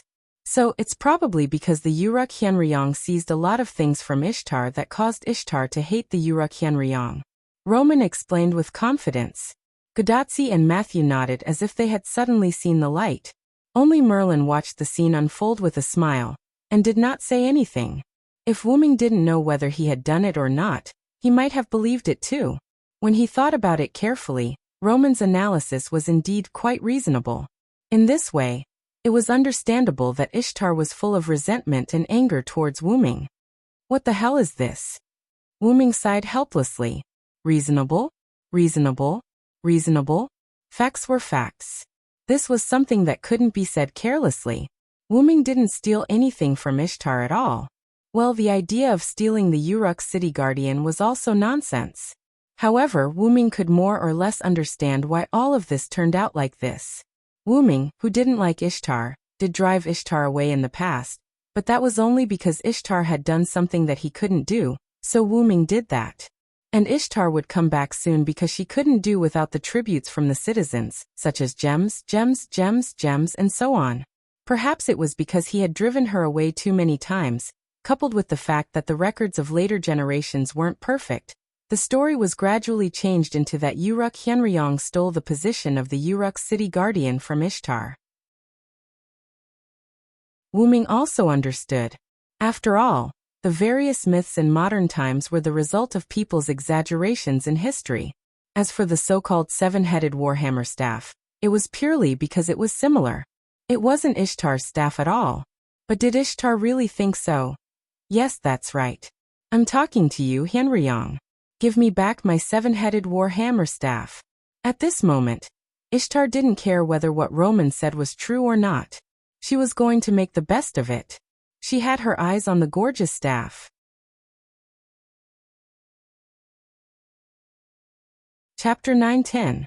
At that moment, Gadotsi and Matthew didn't know what to say.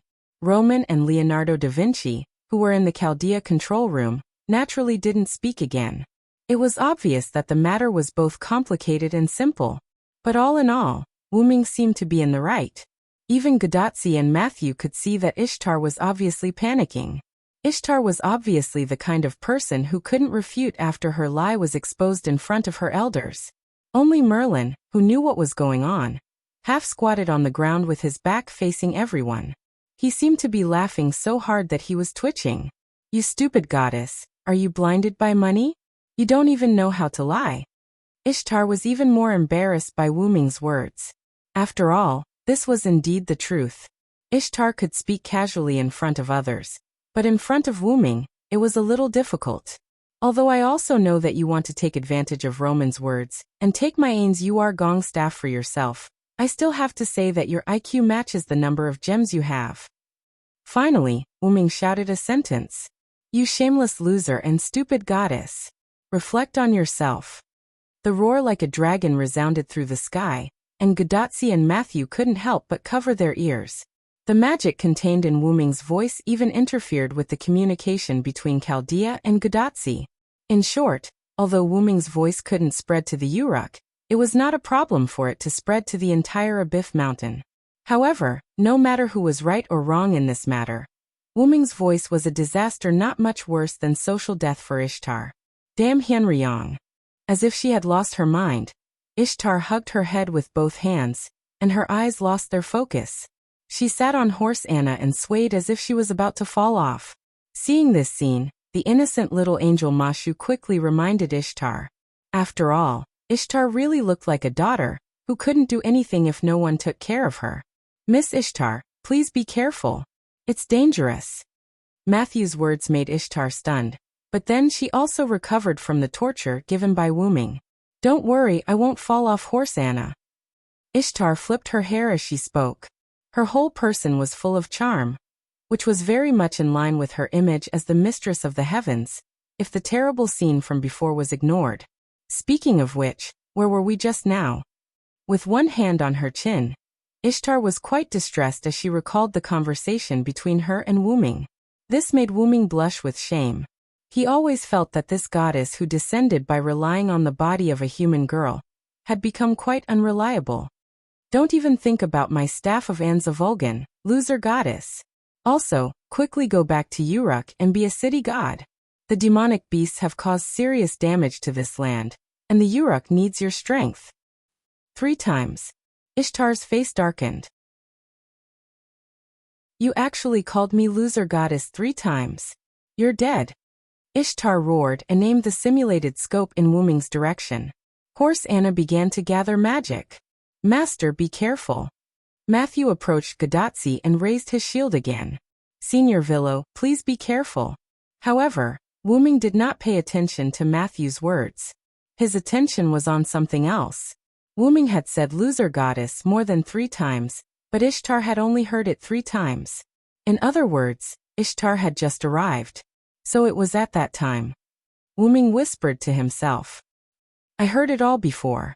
You completely disliked my wanton behavior, and wanted to detain me. I won't listen to you and sign a temporary contract with the human master over there. Wu Ming's heart sank. Sure enough, Ishtar had heard what he said at that time. Can you be considered the mistress of the heavens like this? Ishtar, when your father and the others disappeared, you only know how to run away.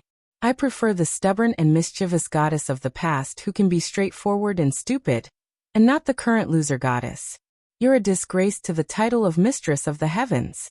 I think you might as well stay in the border area of the Mesopotamia until we save this world. Loser goddess. Gadotsi and Matthew both looked at Wu-ming in shock. They were shocked that Wu-ming could say such harsh and mocking words. Even Merlin, who had been released from his stomach ache from laughing state, became slightly more serious. At the same time, the atmosphere at the scene became very oppressive. It was like a precursor to a volcanic eruption. However, since it was called a precursor, it meant that there was no danger at the moment. Tianzhou Horse Anna's magic cannon muzzle also stopped condensing magic. What did you say? Ishtar was provoked by Wu-ming's words. At this moment, her face was even gloomier than before. The magic emitted from her body made Gadotsi and Matthew tremble. Senior Villo, why don't you stop talking for now? Matthew and Gadotsi tried to persuade Wu-ming. After all, it was not a wise thing to unilaterally anger the other party, was it not? However, this was the effect Wu-ming wanted. As the mistress of the heavens, Ishtar also had a very strong self-esteem, except when it came to gems. Through this aspect he could well control the angry Ishtar. Of course, there was also a chance that it would make the other party even more furious. Next, it was time to see how Wu-ming would turn the situation around. I'm telling the truth. If you were Father God and the others, you would definitely take the initiative to clean up the magic beasts raging on the earth, and protect the humans who believe in the gods. And you, if I'm not wrong, in addition to driving Tianzhou Horse Anna around, you would definitely only go to a sparsely populated place like the ranch to kill a few magic beasts and then sweep away the ranch owner's money, Ishtar. Wu-ming's words made Ishtar's face turn red instead of exploding. The magic stagnant at Ma Anna's muzzle also dissipated. You, what are you talking about? How could I do that? I'm just taking the offerings from the ranch owner. In other words, you did do that. This time, it was Wu-ming's turn to be gloomy. How thick-skinned must she be to do such a thing? Squeak. Seeing Wu-ming like this, Ishtar seemed to be frightened and let out a strange cry. Gadotsi, Matthew, and Roman and Leonardo da Vinci, who were in Chaldea's control room, looked like they had seen a ghost. At this moment, they felt like Wu-ming was the perfect counter to Ishtar. You just wait. I'm not done with you, Ishtar said fiercely as she rode Tianzhou Horse Anna to the top of the mountain. However, not knowing if it was an illusion, Gadotsi and the others felt that Ishtar was crying when she said this. Was the mistress of the heavens being bullied by the Uruk Hyunryong and crying? That's impossible, probably.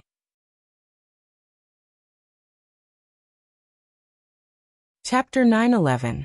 While everyone else was entangled by these messy matters, only Merlin was paying attention to Wu-ming with a clear mind. He felt that Wu-ming's expression at the moment was a bit similar to how he felt when he faced Artoria. Although the target was different, Wu-ming did give Merlin such a feeling at the moment. A worried old father. That's right. Wu-ming at the moment seemed to be worried about his disobedient daughter. Wu-ming was indeed worried. Everyone in Mesopotamia knew that Ishtar was spoiled by the gods. Although she was a good god, she always did evil things. Back then, the reason why Wu-ming came to the Uruk was mainly because Wu-ming was tricked by Morgan Le Fay. By chance, he forcibly unlocked the bloodline of the Origin of Dragon, allowing Wu-ming to use the body of the Origin of Dragon when he was still a minor. However, at that time, Wu-ming was too accustomed to the body of the Origin of Dragon, and the awakening of the bloodline was not perfect. He could not control the body almost perfectly like Wu-ming now. In any case, Wu-ming awakened the Origin of Dragon by accident. In addition, Wu-ming was indeed injured at that time. Otherwise, Wu-ming would not have hidden to recuperate and used the statue that people made for him as his eyes to observe the Uruk. After that, Wu-ming used this eye to observe Ishtar's series of evil deeds. Wu-ming did not hate Ishtar, or rather, Wu-ming did not hate anyone, provided that no one provoked him. As long as no one provoked him, everything was fine. Wu-ming's attitude towards Ishtar was the same. As long as Ishtar did not provoke him, he would not pay attention to Ishtar. However, things did not go as planned. Ishtar would do some troublesome things from time to time. Not only did she easily provoke Wu-ming, but the Uruk citizens also always prayed to Wu-ming. The content of the prayers was not excessive like getting rid of Ishtar, but they were basically complaints about Ishtar and begging Ishtar to stop her evil deeds. Wuming was respected and worshipped by the citizens of the Uruk, and even Mesopotamia. When Ishtar really crossed the line and provoked him, Wuming would teach her a lesson. For example, he would beat Ishtar up and chase her out of the Uruk. At that time, Wuming was completely unfamiliar with his dragon body. He did not have a certain degree of understanding and development. Naturally, he was not that strong, but he was not so weak that he could not even defeat Ishtar. Logically speaking, Wuming's dragon body would only be completely restored after reaching adulthood. By chance, Wuming's dragon body was unlocked in advance, and it could be regarded as a considerable increase in strength. However, even if Wuming defeated Ishtar, the Sumer gods were still around at that time. Even if it was a lesson, Wuming could not go too far. Even if the Sumer gods were afraid of Wuming's identity, if he did not give them face and taught Ishtar a lesson, who knew what the Sumer gods would do in the end? Even a cornered dog would jump over a wall, let alone a group of gods. Therefore Wuming, who was not invincible, had to learn to be moderate. Besides, it did not mean that he had to use force to teach. Most of the time, wisdom was better than force. Especially when facing Ishtar, the spoiled mistress of the heavens, Wuming found that it was particularly easy for him to use his brain to deal with her. However, it was as if she had forgotten the pain after the scar healed. After a few days, she would naturally return as if nothing had happened. Godin, who was also Ishtar's father, once came to look for Wuming, and the two had a short conversation about Ishtar. It was nothing more than taking care of Ishtar, saying that she was still young and immature, and so on. Godin was like a parent meeting the class teacher. However, every time Wuming talked about Ishtar's mistakes, the other party would always smile and change the topic, constantly asking Wuming to help take care of Ishtar. This made Wuming very helpless. After all, even if you asked Wuming to take care of Ishtar, he could not do so. After all, Ishtar did not have the slightest respect for Wuming. To put it simply, Ishtar would not listen to Wuming at all.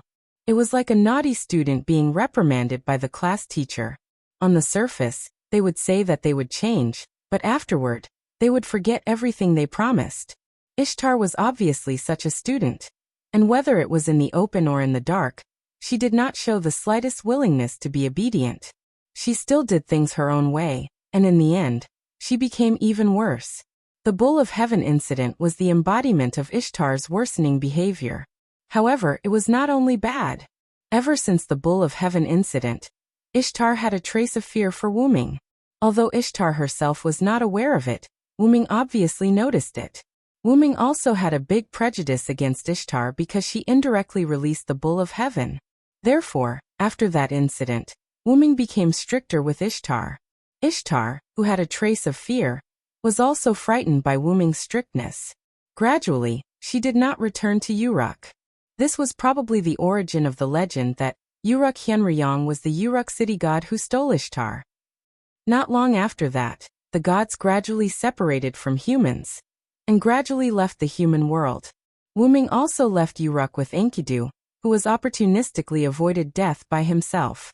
However, after the Bull of Heaven incident, the nature of the relationship between Wuming and Ishtar did indeed change. Especially now that Ishtar appeared as a pseudo-servant, the special relationship between the two became even more obvious. If one had to describe it, it was like the relationship between a melancholy homeroom teacher and a naughty student had changed to an old father and a spoiled daughter. Because there was still kindness in Ishtar's bones, and Wuming's previous actions were also good intentions. After the gods disappeared, Ishtar, who appeared as a pseudo-servant in this world, had a feeling of dependence on Hyunryong, who used to be very strict with her. It was like a naughty student whose father was in trouble would subconsciously ask for help from their neighbor, who used to take care of them, and teach them a lesson. However, neither of them noticed this, otherwise, things wouldn't have turned out this way. Merlin, as a bystander, saw through everything. This was probably the so-called the onlooker sees the game more clearly. Villo-senpai, what should we do next? Anyway, Matthew thought that her brain couldn't think anymore. This series of events made Matthew at a loss, and she didn't know what to do next. Continue to climb the mountain. Wuming pointed at the faintly visible palace on the mountain, and then immediately moved. Since we're already here, if we don't bring Ishtar back, I'll feel bad no matter how I think about it. However, as soon as Wuming finished his sentence, the entire Abyf mountain shook violently.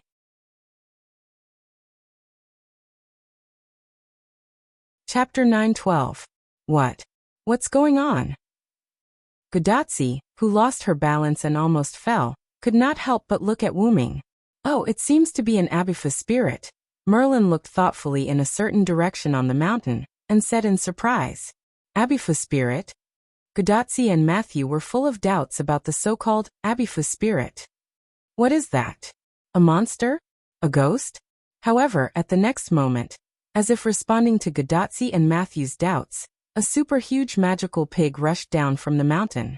From the looks of it, it seemed like it wanted to destroy Gudatsi and the others in one blow. That's an Abifa spirit? Gudatsi was shocked. It was clearly a large magical beast. After Mount Abifu was killed by the former Ishtar, a magical beast was naturally formed in the mountain. The magical beast represents the anger of Mount Abifu, so it's called the Abifu spirit. However, everyone had no time to listen to Wuming's explanation. At this moment, whether it was the current speed of the magical pig or the position of everyone, it clearly pointed out the situation they were in at the moment. It's a big crisis. Although his words were full of panic, Matthew immediately put up his shield in front of everyone. Master.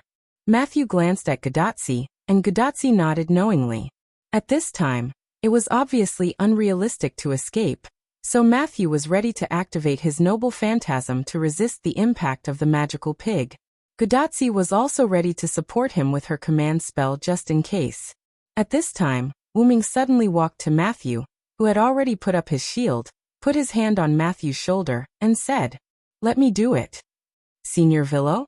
Matthew could not make up his mind for a while, and turned to look at his senior. Gudatsi nodded. Since Wuming said so, she believed in him. Senior Villo, please be careful. Matthew did not withdraw his shield. After talking to Wuming, he returned to Gudatsi's side. Even with the protection of Senior Villo, he can't relax. He still has to protect his senior. Assassin, how are you going to deal with it? Gudatsi looked at the magical pig that was getting closer and closer, and looked at Wuming with a little panic. Tachika, do you know that I'm partly responsible for the reason why Mount Abifu was killed by Ishtar? As if reflecting this sentence, when a Bifling saw Wuming standing at the front, it became even angrier, and even sped up a little. You're also partly responsible? Gudatsi was stunned. You can say that I didn't save him. Without further explanation, Wuming looked at a Bifling, who was getting angrier, and stretched out his hand. Wuming has long known that Mount Abifu will be killed by Ishtar through his understanding of the mysterious world. Therefore, Wuming did not intervene too much in this matter. When he came to the land of Mesopotamia, he had several conversations with the mountain spirit of Mount Abifu. When he brought Gil to Mount Abifu also gave Wuming a lot of convenience. It was precisely because of his good impression that Wuming helped Mount Abifu and sent Ishtar away to avoid Mount Abifu's death. However, when the Ishtar in the parallel world learned about Gilgamesh's gender, her anger affected Mount Abifu, and Wuming's inaction was also a factor. Although that happened in the parallel world, it will be similar in this world. What happened in the parallel world where Wuming is in, other parallel worlds will definitely be affected to a certain extent. Wuming knows in his heart that the suppression force of the M-shaped moon world will definitely do this. Therefore, when facing the angry Abifu in this parallel world, Wuming had a strange feeling. He and the mountain spirit of Mount Abifu are not very close friends, but they are still friends. Wuming still has a trace of regret for his inaction in the beginning. This is also one of the few regrets of Wuming in the continuous travel that continues to this day. The appearance of the Abifa spirit is probably related to my voice just now. Since I'm the one who lured it out, then I'll clean it up. Wuming doesn't know whether the killing of Ishtar in this parallel world by the Abifa mountain has direct or indirect relationship with him, but Wuming can be sure of one thing. At this moment, the Abifa spirit in front of Wuming has become an existence like a violent spirit, and the only thing Wuming can do is to give it relief. Thinking of this, Wuming condensed a large amount of magic power in his hand. The powerful magic power caused the air to flow rapidly, thus creating wind. Moreover, the extremely dense magic power source in Wuming's hand also produced some gravitational force, slowly attracting the surrounding stones and soil. Seeing this, Merlin's expression changed. Merlin is not interested in anything else, but the move Wuming is about to use. This magic power. Roman and Chaldea also saw the data results from the detection instrument and made a shocked sound. Could it be? Immediately afterward, the magic power source in Wuming's hand that had reached the limit of density suddenly compressed. In an instant, a high-intensity hurricane spread from Wuming's palm to the surroundings, blowing Merlin's clothes. Godatsi and Matthew were also unable to open their eyes because of the strong wind pressure. In the next second, a beam of light full of magic power, and the size of a huge wild boar that was the incarnation of the Abifu spirit instantly shot towards the Abifu spirit that rushed in front of Wuming. The Abifu spirit was swallowed by the beam of light without any preparation, and without any sound. Then, the beam of light burst into the sky with the movement of Wuming's arm. The beam of light disappeared, the wind pressure disappeared, and Godatsi and Matthew also opened their eyes. The Abifu spirit had already disappeared, leaving only a charred trace that rushed along the ground to the mountain. Walala! Extremely fine sand, stones and soil fell from the sky, which was the debris attracted by the gravity generated by the magic power source. Wait a minute! Was that just a simple magic cannon? Roman's shocked voice came out from Godatsi's wrist again. Magic cannon? Godatsi asked in confusion. It's a magic trick where pure magic is processed, transformed, and strengthened to shoot at the enemy in the form of bullets or cannonballs. It's called magic bullet, and magic cannon can be understood as a luxurious upgraded version of magic bullet. Whether it's strength or range, it's improved by more than a little. Merlin kindly explained. The upgraded version of magic bullets, Assassin, is really powerful. I've only just learned how to release ordinary magic bullets after a long time of practice. Godatsi scratched the back of her head embarrassedly. You can't compare with him. Magic cannon has high requirements in fine operation and magic power. The former is fine, but almost no human can meet the latter.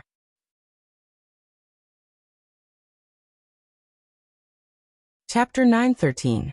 Magicians were magicians because they were a group of people who studied magic. It was naturally possible to achieve the former, but the latter was really difficult for magicians. For example, the magic power of the magic cannon that Wuming had just released was almost comparable to the magic power of a large spiritual vein. If ordinary magicians wanted to release such a magic cannon, they would not be able to do it without using some extremely special methods. Senior Villow's magic power is indeed quite sufficient. Matthew remembered that when they were at the American Singularity, Wuming created a fake Holy Grail that simply provided magic power for Wuming. Wuming's magic power was not infinite, but he did not lack magic power. There was no other reason. His magic power capacity was really beyond imagination. If Wuming's body was used as the source of the world, Wuming, who had sufficient magic power, would not have the slightest pressure to support the magic operation of a world. Not only was the amount great, but Wuming's magic power recovery was also extraordinary. However, at this time Roman shouted, "Wait a minute! You're focusing on the wrong thing." The shout was as if he had seen something incredible. My equipment here shows that Hyunryong did not use a magic cannon, but a pure magic blast that looks like a magic cannon. Roman's words focused everyone's attention on Godatsi's communication bracelet. Doctor, what do you mean? It did not go through the processing, deformation, and strengthening of the general magic bullet process. He directly compressed the magic power to the extreme and simply released it. Godatsi and Matthew looked at each other, and then at Wuming at the same time. The three of them looked at each other without saying a word, but Wuming could clearly see that Godatsi and Matthew's mouths were slowly opening wide. Hey! Merlin, who had already expected this, covered his ears in advance to prevent his ears from suffering. Ahahaha, although I have never seen Villow's magic power before. Merlin smiled rather relaxedly. But to be able to burn the ground like this, How much magic power must be compressed and released? Matthew had some experience in magic, unlike Gadotsi, who was a newcomer. Anyway, in Matthew's eyes, it was simply compressed magic power and released it. Without magic modification, it would not be able to create such a scene.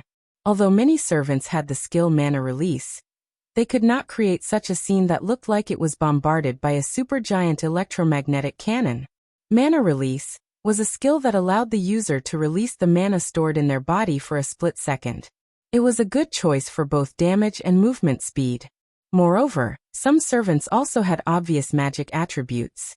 In that case, mana release could achieve different effects. For example, take Karna as an example. As a servant, the attribute of his skill mana release was flame. By releasing a large amount of magic power from the soles of his feet in an instant, the flame produced by the magic power could promote Karna to rise, thus achieving the effect of flight. By controlling the magic power intermittently, it could achieve the effect of hovering in the air. That was the advantage of mana release with obvious attributes. Although the ordinary mana release could also achieve this point, the ordinary mana release was indeed not as good as the mana release with the flame attribute. And Wuming's magic power did not have any attributes, it was just pure magic power. However, whether it was magic power with or without attributes, it was extremely difficult to create such a scene in front of Gadotsi and others. Mana release, with such a large range, required magic power that not everyone could have. In short, ordinary people and even servants did not have enough magic power. Almost no servant had as much magic power as Wuming, and even the energy in the god's body could not catch up with Wuming. And what was the advantage of having more magic power? It was the unlimited use of magic power, from quantitative change to qualitative change. Only quantitative change can lead to qualitative change, which was understood by everyone, but not everyone could do it. After all, no one could squander their magic power like Wuming. The magic power compressed by Wuming even produced a trace of gravity, which was enough to imagine how huge the base of the magic power compressed by Wuming was. It can be said that if Vilo didn't artificially raise the magic power after the compression, I'm afraid half of Abyss Mountain would have been impacted and exploded.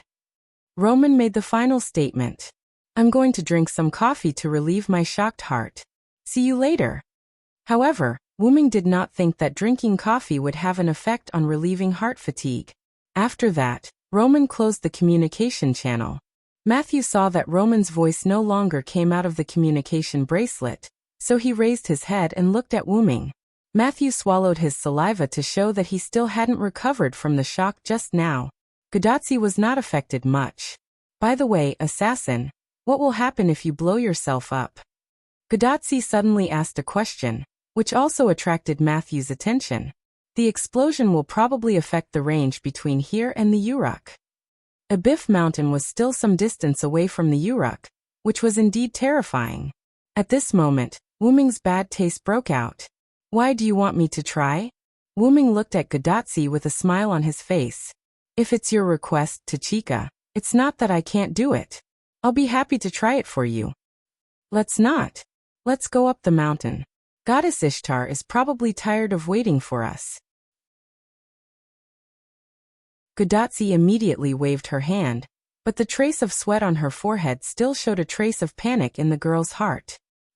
You're right. We pretended to think for a moment, then turned around and continued climbing the mountain. When we passed by the scorch marks on the mountain, Gadotsi and Matthew couldn't help but take a few more glances. If they were hit by this cannon, it would indeed be terrifying. The two thought of the angry Abyss spirit. It was really pitiful. Then the two rejoiced. Fortunately, when they fired the magic cannon just now, they didn't aim it at the mountain otherwise. I'm sorry, Tachika, Matthew. The mountain path opposite us is broken in half, and we can't use it. Wuming, who was walking in front, suddenly said. Maybe it was affected by the magic cannon. Anyway, we can't use it for a while. Okay, let's pretend that they didn't say anything. Wuming looked at Gadotsi and Matthew, then looked at Merlin, and made a decision in his heart that made Merlin feel a little uneasy. A moment later, Wuming carried Gadotsi and Matthew to the top of the mountain. Is this Goddess Ishtar's palace? The first thing that came into Matthew's sight was a building that was different from the surrounding barren land, and it flashed with a hint of gold. But it's just a little. Gadotsi smiled awkwardly. What was Gadotsi laughing about? It was none other than Gadotsi laughing at the two large maneki in front of the entrance of Ishtar's palace.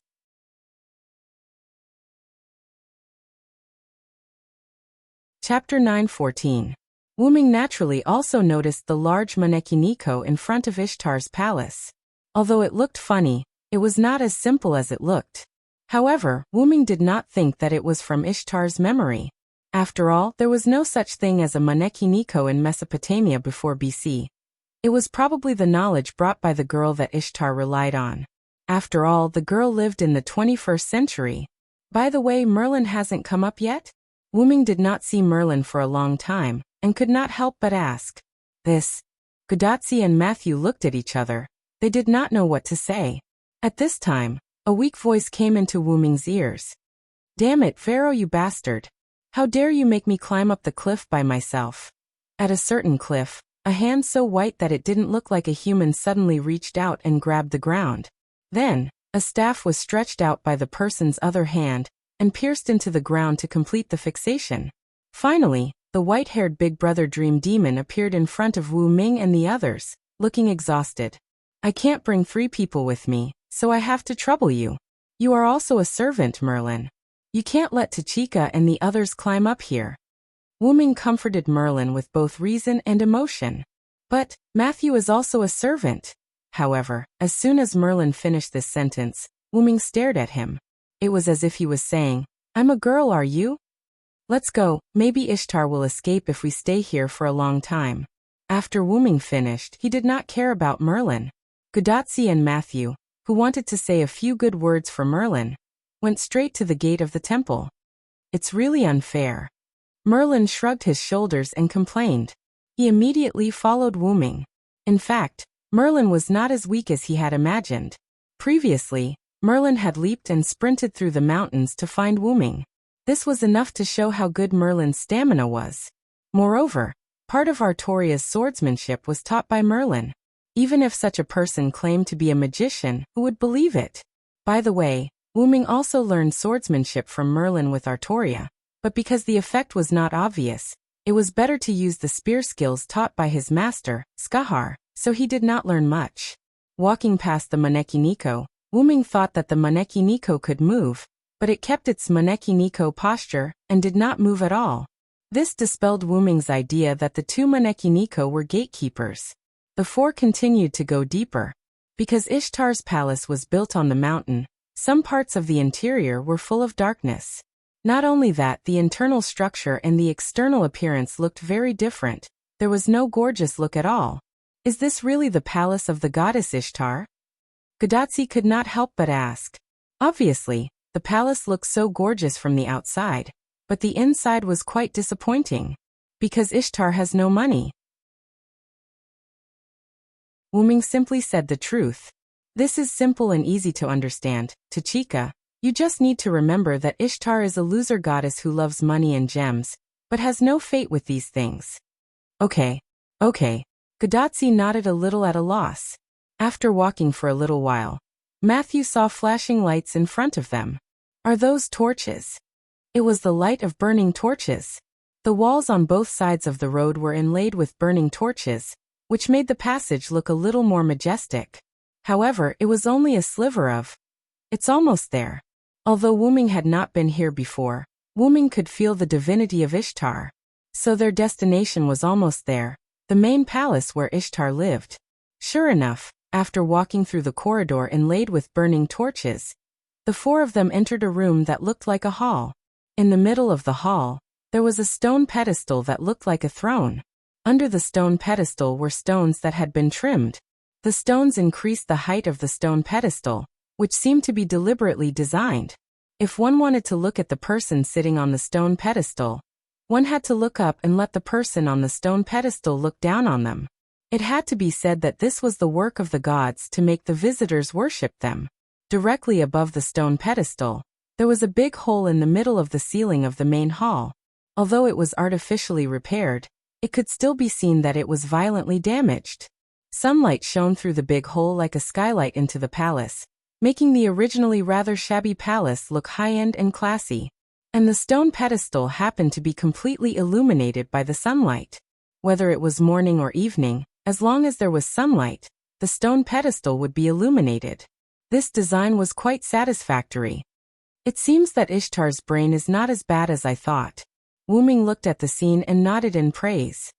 Of course, who do you think I am? A charming voice came from the shadow of the palace. Then, a beautiful goddess slowly walked out of the shadow and came into everyone's sight. This person was Ishtar, who ran away after being angered by Wu Ming. I am Ishtar, the mistress of the heavens. This is my palace, Ishtar, so of course I have to be more careful. As Ishtar said, she gently jumped directly onto the stone pedestal and crossed her legs, looking down at Wu Ming and others below. Goddess Ishtar, your posture is really good. The innocent Matthew couldn't help but complain. He had to admit that this posture was indeed very annoying. Ishtar adhered to her usual style. Even in the state of pseudo-servant, the material on her clothes was still very little. And Ishtar, who was sitting on the raised throne with her legs crossed, in front of Wu Ming and others, was already in a state of naked state in the future. However, among the 4 people present, Gadotsi was a woman, and Merlin was a nightmare who didn't understand human feelings. Neither of them would be moved by Ishtar. Only Matthew was too innocent to remind Ishtar. As for Wu Ming, he was completely used to it. Don't worry about this girl, she didn't care about her clothes at all since a long time ago. It was precisely because the previous Ishtar was extremely thin every day, coupled with Ishtar's bad character, that caused Wu Ming to have no interest in Ishtar at all. After all, he would get tired of seeing too much. The original Ishtar didn't have the slightest interest in Wu Ming, let alone the human girl Ishtar. The pseudo-servant state of Ishtar was really far from the original Ishtar in terms of beauty. More importantly, the human girl that Ishtar relied on was someone that Wu Ming knew.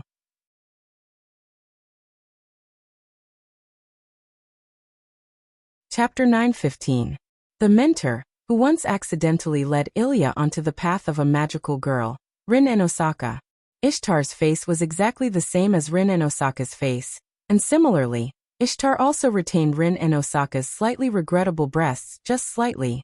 But to Wu Ming's surprise, after Mashu reminded him, Ishtar showed a hint of shyness and embarrassment. He didn't know if it was because of the existence in Ishtar's body, but after Mashu reminded him, Ishtar showed a shy and embarrassed look. Shocked. Ishtar actually blushed out of shyness? But seemingly noticing Wu Ming's surprise, Ishtar's face suddenly changed, and her slightly red cheeks instantly became normal. In the next second, Tianzhou's horse Anna flew in through the big hole in the ceiling. Ishtar jumped slightly and sat directly on horse Anna, and let horse Anna rise into the air and stay away from Wu Ming. It could be considered as indirectly preventing her from being exposed. However, Wu Ming didn't give Ishtar any face. When Ishtar sat on horse Anna and moved, Wu Ming directly said the truth of his guess. By the way, were you hiding over there just now? Sigh. Wait, no, why would I hide over there? Although Ishtar seemed a little flustered, she immediately pretended to be calm. I thought you didn't dare to see me. In that case, let's get straight to the point. Wu Ming no longer held back with Ishtar. Come back to Uruk with us, mistress of the heavens Ishtar. The Uruk needs the power of your goddess. Wu Ming stretched out his right hand to Ishtar, who was flying high in the sky and bathed in the sun, and very simply and violently pulled her to his side. This made Gadotsi, Matthew, and even Merlin dumbfounded. Even Roman and Leonardo da Vinci, who were monitoring in Chaldea, were taken aback by Wu Ming's sudden invitation. Vilo-senpai, goddess Ishtar wouldn't agree. In the end, Matthew raised a question. Both sides were clearly standing on opposite sides, so why did Wu Ming still ask such a question that would definitely be rejected? Not only Matthew, but Gadotsi also didn't understand. Why wouldn't she agree? Ishtar never said that she wouldn't return to Uruk with us. Everyone was stunned. Carefully recalling Ishtar's words, it seemed that it was indeed as Wu Ming said. Ishtar never said that she wouldn't return to Uruk. She only said that she wouldn't sign a temporary contract with Gadotsi. Ishtar, who was also stunned by Wu-Ming's sudden invitation, also recovered at this moment. Ishtar was also surprised by Wu-Ming's approach, but after carefully recalling, she really didn't say that she wouldn't return to Uruk. In other words, there was still a chance for things to turn around. Yes, Ishtar was a little happy, but she couldn't help it because Wu-Ming was here. Ishtar was indeed hiding just now. She knew that if there were only a few people in Chaldea, Ishtar wouldn't have to care about their expressions at all, and could do whatever she wanted.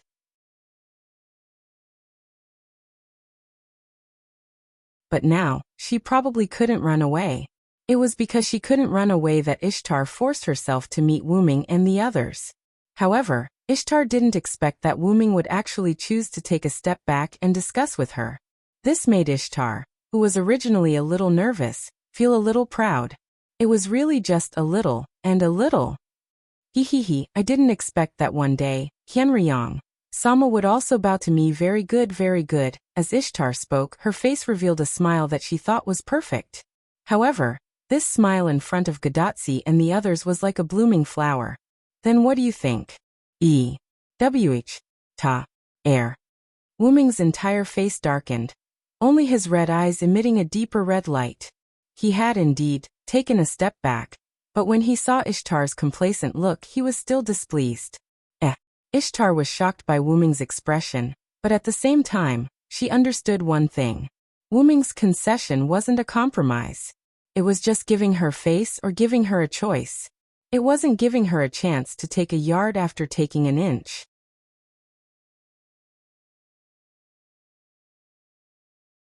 Chapter 9:16. Well, since you are begging me, I can consider it. Although Ishtar's tone was quite weak when she said this. I originally wanted to use force against you, but for some reason, I gave up on this idea. Then, Wu-Ming looked back at Merlin. That one is here. As soon as Wu-Ming spoke, Merlin knew what Wu-Ming was talking about. Indeed, they have arrived. Merlin nodded. Then Merlin turned and walked toward the passage behind him. I will go and block them for a while. You guys discuss as soon as possible. As Merlin spoke, his figure disappeared. Assassin, where did Merlin go? After watching Merlin leave, Gadatsi immediately looked at Wu-Ming. I will keep you in suspense. Wu-Ming smiled at Gadatsi, then looked back at Ishtar flying in the sky. One last thing, I will fight for 1/10 of the treasures in Gil's treasure vault for you as a reward. 1/10. Ishtar was surprised, but the corners of her mouth subconsciously curled up. It was a surprise that came from the bottom of her heart. King Gilgamesh's treasure? Matthew couldn't help but repeat. Gilgamesh is the great king who collected all the treasures in the world. Even 1/10 of the treasures in the treasure vault is priceless. The goddess of beauty, harvest and battle, mistress of the heavens Ishtar. You don't have to listen to the orders of Chaldea's master Tachika, or the Uruk king Gilgamesh. You only need to listen to my instructions and fight the monsters with us.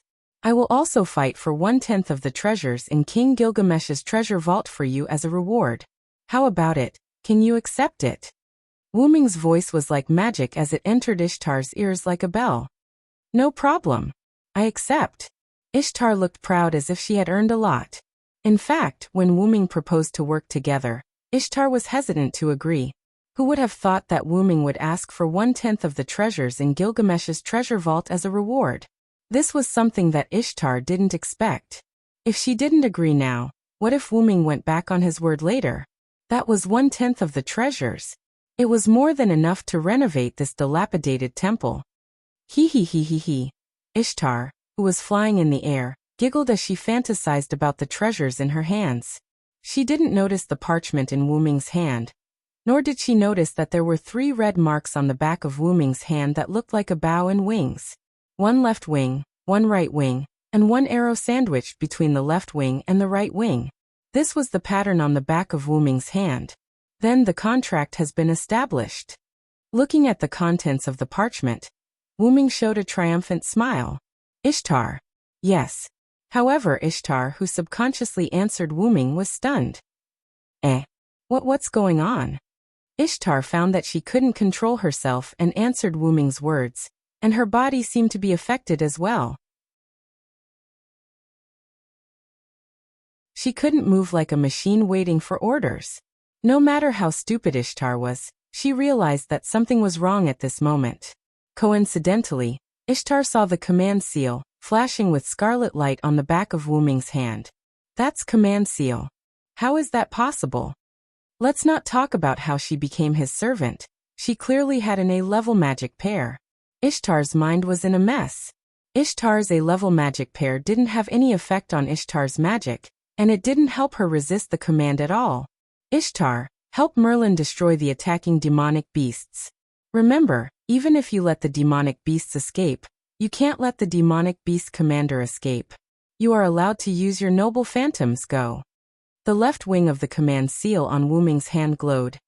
And at the same time, Ishtar felt that there was an unimaginable amount of magic in her body. Yes, Ishtar was forced to answer, and she flew out of the big hole in the ceiling with Skyboat Horse Anna. Damn Hyunryong.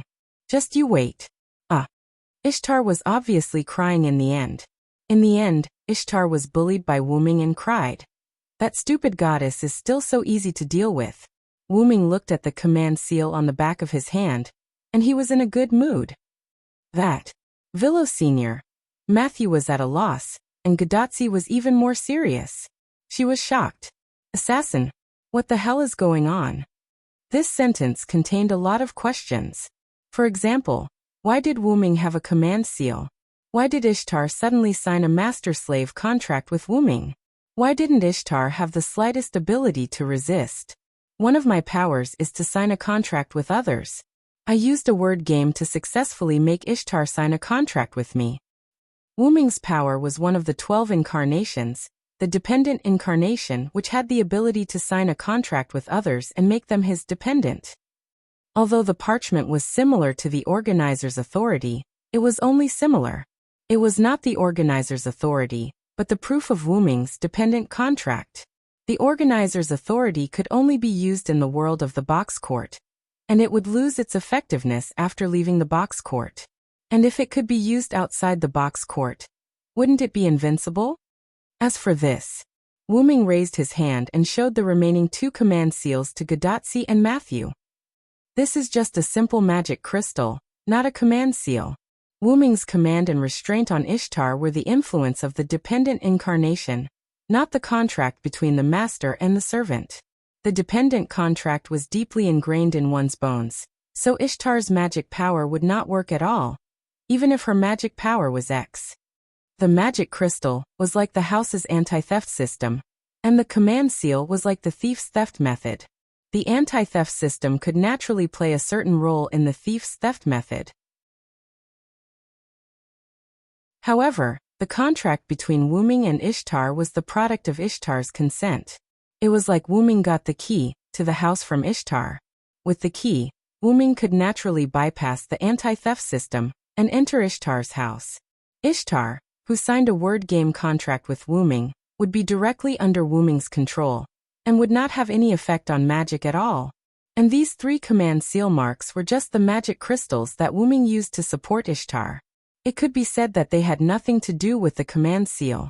And Wu Ming used such a magic crystal only because Wu Ming wanted Ishtar to directly use the noble phantasm when her magic was saturated. Boom!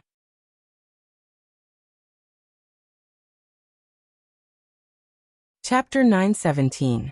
The violent explosion shook the entire Abyss Mountain. Bits of stone fell from Ishtar's palace onto Wu Ming, Gadotsi and Matthew. What was that sound? Gadotsi and Matthew both looked in the direction of the explosion. It's probably Ishtar releasing her noble phantasm. Through the contract, Wu Ming could feel the rapid depletion of the mana in Ishtar's body. He guessed that Ishtar had most likely released her noble phantasm.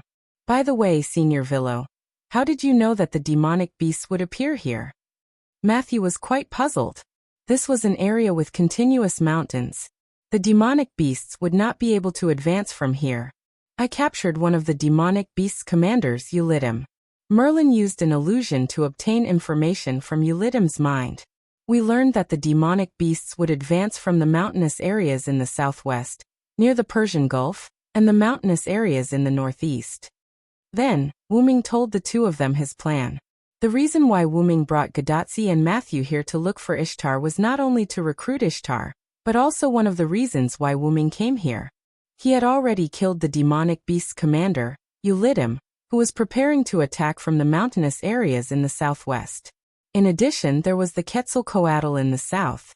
As for the southwest, Wu-ming could relax, but there was no one in the mountainous areas in the northeast. So Wu-ming thought of Ishtar, who was still a lone follower. Not only could he get Ishtar to join them, but he could also deal with the demonic beasts that were advancing from here. It was simply killing two birds with one stone. The reason why Wu-ming changed his mind about using force against Ishtar was entirely because Wu-ming's mental strength had detected a large number of demonic beasts approaching. The reason why Merlin gave Wu-ming the confirmation of the demonic beast's arrival was that Merlin had already set up a magic spell nearby to detect the demonic beast's attack. When did he set it up? Of course, it was when Wu-ming brought Gadotsi and Matthew straight to Ishtar's palace. The reason why he did not bring Merlin was partly because Wu-ming could not bring 3 people with him. Another reason was to let Merlin set up a detection spell. Although Merlin often complained that he would bite his tongue while chanting spells, he was still a magician after all. Naturally, he could do that. Due to the unexpected arrival of the magical beasts and the fact that Ishtar's matter had not been settled yet, Merlin decided to use his hallucinating spell to stop the magical beasts for now.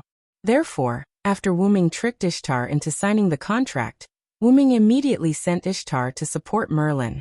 The reason why he used a magical crystal on Ishtar was so that Ishtar could use her noble phantasm directly. Because Ishtar had killed a Biff Mountain, there was no sign of life at all. There was no need to consider whether it would affect the innocent. Ishtar could use her noble phantasm without any worries. Moreover, even if she could not kill the demonic beast commander, the other mass-produced demonic beasts would definitely be killed. At this time, if they went to support the demonic beast commander, it would most likely be the death anniversary of the demonic beast commander next year. Let's go to Chica Matthew. It's time to deal with the demonic beast commander. Although the entire northeastern region of Mesopotamia was full of mountains, it was rare that there was a small barren plain between the mountains and the northern wall. There were no obstacles in the south of this small plain, and it could directly connect to the Uruk. However, because there were mountains in the east, north, and west of this plain, it was not included in the range of the northern wall. The northern wall was close to the mountains in the west of this plain. Logically speaking, there was no need to worry about the mountains. After all, demonic beasts could not cross the mountains. However, since the demonic beast commander's raid on the Uruk, Gilgamesh set up a defensive barrier nearby. After all, no one knew if the demonic beast commander had more methods that humans had not seen before. Although the strength of the temporarily designed barrier could not be compared to the northern wall, it was only used to delay time after all. This was a plain. If demonic beasts really crossed the mountains and came here, the soldiers on the defensive wall would be able to see it at a glance. Then, the barrier here would temporarily block the demonic beasts while the soldiers lined up to report to the Uruk. Because this place was not far from the Uruk, it was convenient for them to inform the soldiers or send more soldiers. However, there had never been any traces of demonic beasts here. Perhaps the demonic beasts were really blocked by the mountains. But even so, Gilgamesh would not be careless. It was because of his carelessness against the demonic beast commander that the Uruk was ambushed from the underground that night, and 1/3 of the population was killed or injured. Once a large number of demonic beasts appeared here, the situation would definitely be terrible. After all, this place was very close to the Uruk. If the demonic beasts broke through here, the entire Mesopotamia might be doomed. After all, the demonic beasts that gathered together were not terrible. The terrible thing was that the demonic beasts that broke in would spread out and slaughter the human beings on the land behind the northern wall. Therefore, to be on the safe side, Gilgamesh also sent 2 servants who survived the last beheading operation to this place. On the temporary wall of the defensive wall, a girl wearing a rather revealing ancient Japanese-style armor walked up. A katana was hanging horizontally on her waist, and her long hair was tied into a knot on the left side to form a bun hairstyle. After that, her left ponytail fell to her waist. She looked quite handsome. This person was one of the 2 surviving servants, Rider. Her real name was Nuwakamaru. As usual, she needed to check the situation of the soldiers and see if there were any demonic beasts attacking. Nuwakamaru-sama, you came to inspect again. The soldiers were accustomed to it. They were quite respectful to the strong person who was summoned by King Gilgamesh. The young girl was agile and strong in martial arts. She was also kind and treated the soldiers equally. Thus, she was deeply respected by the soldiers. Demonic beasts won't come to the mountains, and we are here. You can rest assured. A soldier patted his chest and vowed. Several soldiers next to him also nodded in agreement. In this regard, Nuwakamaru smiled and shook her head. The defeated general only wants to complete the king's order to make up for his mistakes. Naturally, he should take it seriously. Nuwakamaru-sama's words are very true. However, everything is this poor monk's fault. Everything is this poor monk's fault. This poor monk should be punished twice. A monk with a large number of weapons on his back and a katana in his hand followed behind Nuwakamaru. This person was one of the 2 surviving servants, Lancer. His real name was Musasobo Benkei.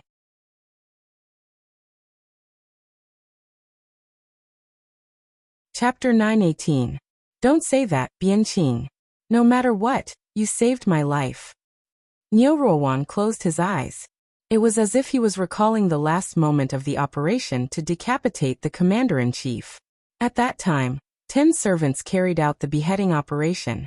The reason why Nuwakamaru and Musasobo Benkei survived was entirely because Musasobo Benkei, who was Nuwakamaru's minister, saved Nuwakamaru from being killed by the beasts. Musasobo Benkei pulled Nuwakamaru into the Euphrates River. However, there were also mass-produced beasts in the river. The winged mermaid Kururu. Musasobo Benkei and Nuwakamaru were almost killed by the winged mermaids. Fortunately, Musasobo Benkei activated his noble phantasm in time, and temporarily affected the spirit of the winged mermaids. Musasobo Benkei and Nuwakamaru were able to escape, but both of them were seriously injured. It could only be said that it was fate. Although both of them were seriously injured, they were lucky not to die. By coincidence, both of them drifted to the North Wall. Both the Euphrates River and the Tigris River flowed through the North Wall. In the past, the Uruk did not defend these 2 rivers, causing a large number of winged mermaids to appear from the river, and cause damage to the surrounding area. After that, according to Gilgamesh's plan, people set up a similar gate at the position of the 2 rivers passing through the North Wall. The effect of the gate was simple. Beasts couldn't swim through, and the river flowed normally. Since demonic beasts couldn't swim past the barrier, the servants naturally couldn't swim past it. Nyoruowaru and Musashi Benkei were blocked outside the barrier. They happened to be discovered by the daily maintenance inspection personnel, and were rescued. They were the only 2 servants who returned to Uruk alive. If Musasobo Benkei didn't pull Nuwakamaru into the river at that time, perhaps both of them would be buried in different groups of beasts like the other 8 servants who participated in the beheading operation. No, Lord Nyoruowaru. Chieching of Musashigeru seemed to have something else he wanted to hide as he stammered. However, before Musasobo Benkei finished hesitating, on the wall of the stronghold, a soldier with sharp eyes suddenly saw a large cloud of dust on the plain in front of them. What's that? Many of the soldiers climbed to the top of the stronghold's walls to take a look. Even Nyoruowaru did not listen to the hesitant words of Takashige. Instead, he jumped onto the battlements of the tower and squatted down. Because of his clothes, Nyoruowaru's seductive figure looked in the direction where the soldiers were looking. Nuwakamaru, whose eyesight was much better than many soldiers, instantly saw what was coming toward them along with the dust. That's beasts. Thousands or even more red-furred lion-like magical beasts were mixed in the smoke and dust, charging towards them like a flash flood. It was a rather impactful sight. It's the mass-produced Yugur. Nuwakamaru's eyes sharpened, and he instantly felt that something was wrong. He could only say that it was all thanks to King Gilgamesh and military advisor Zhuge's foresight. They had predicted that there would be beasts coming from here, and set up the stronghold in advance. Otherwise, with so many beasts rushing over, without any defensive facilities, This place would definitely become the beast's attack point, and they would destroy the entire Mesopotamia.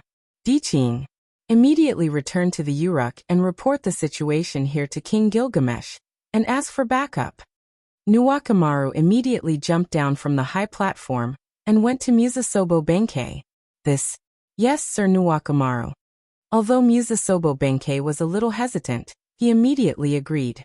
As for the reason why Nuwakamaru did not let the soldiers report to the Uruk, but let Musasobo Benkei do it, it was entirely because the strength of the servants was much stronger than the human soldiers. This was indeed the gods' era, and the humans here were indeed much stronger than the modern humans. Their physical fitness was obviously different, but the servants were still stronger than the humans here. Therefore, it was the best choice to let one servant go to the Uruk to report, and the other servant to command the soldiers to resist the beasts. Gilgamesh let Nuwakamaru and Musasobo Benkei come together to guard this place. Although one less servant may lead to a decrease in combat power, it was better to be able to bring reinforcements faster than anything else.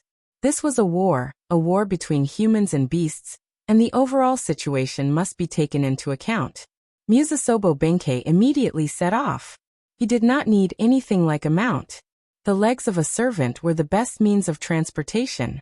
Although Musasobo Benkei's dexterity was only C rank, but even a C rank's dexterity was much better than a human's. In addition, his durability had reached B+ rank. Musasobo Benkei could run all the way to the Uruk at high speed. Watching Musasobo Benkei leave, Nuwakamaru also pulled out the famed sword on his waist. Everyone, prepare to defend. Let these beasts see how powerful we are. Nuwakamaru was her nickname. Her real name was Minamoto Yashitsugu. She was a general of the Minamoto family. Since she was a general, it was easy for her to command the soldiers. Although there were only a few of them, the soldiers still made a deafening sound. The soldiers began to defend themselves. Some soldiers set up spears in the gaps of the walls, while others set up bows and arrows in the concave battlements on the walls. Everyone was waiting for the magic beasts to approach, ready to attack at any time. Nuwakamaru held the famed sword Bo LV, and was ready to attack. She was ready to jump down when the beasts approached, and use the Uruk as a springboard to cast her noble phantasm. Since the beasts can cross the mountain, there must be a commander commanding them from the back. Nuwakamaru gathered magic in her eyes, and tried to look at the back of the army of beasts that was covered by the smoke. A lion-headed man was walking upright on the plain under the cover of the smoke. Just one. Nuwakamaru's mouth curved, and her face was a little twisted. Since she had found the commander of the beasts, what Nuwakamaru needed to do was to take the head of the commander. Moreover, she was not afraid of just one commander. With so many beasts around her as a springboard, even if she could not kill the commander of the beasts, the original Uruk, she was confident that she would not be forced to retreat here. However, things were not as simple as Nuwakamaru thought. Amidst this horde of magical beasts, red three-headed snakes that were as thick as small pythons appeared one after another on Wudgel's body. They were brought along by Wudgel as he charged towards the stronghold. Gradually, the entire horde of magical beasts became a horde of magical beasts mixed with lions and snakes.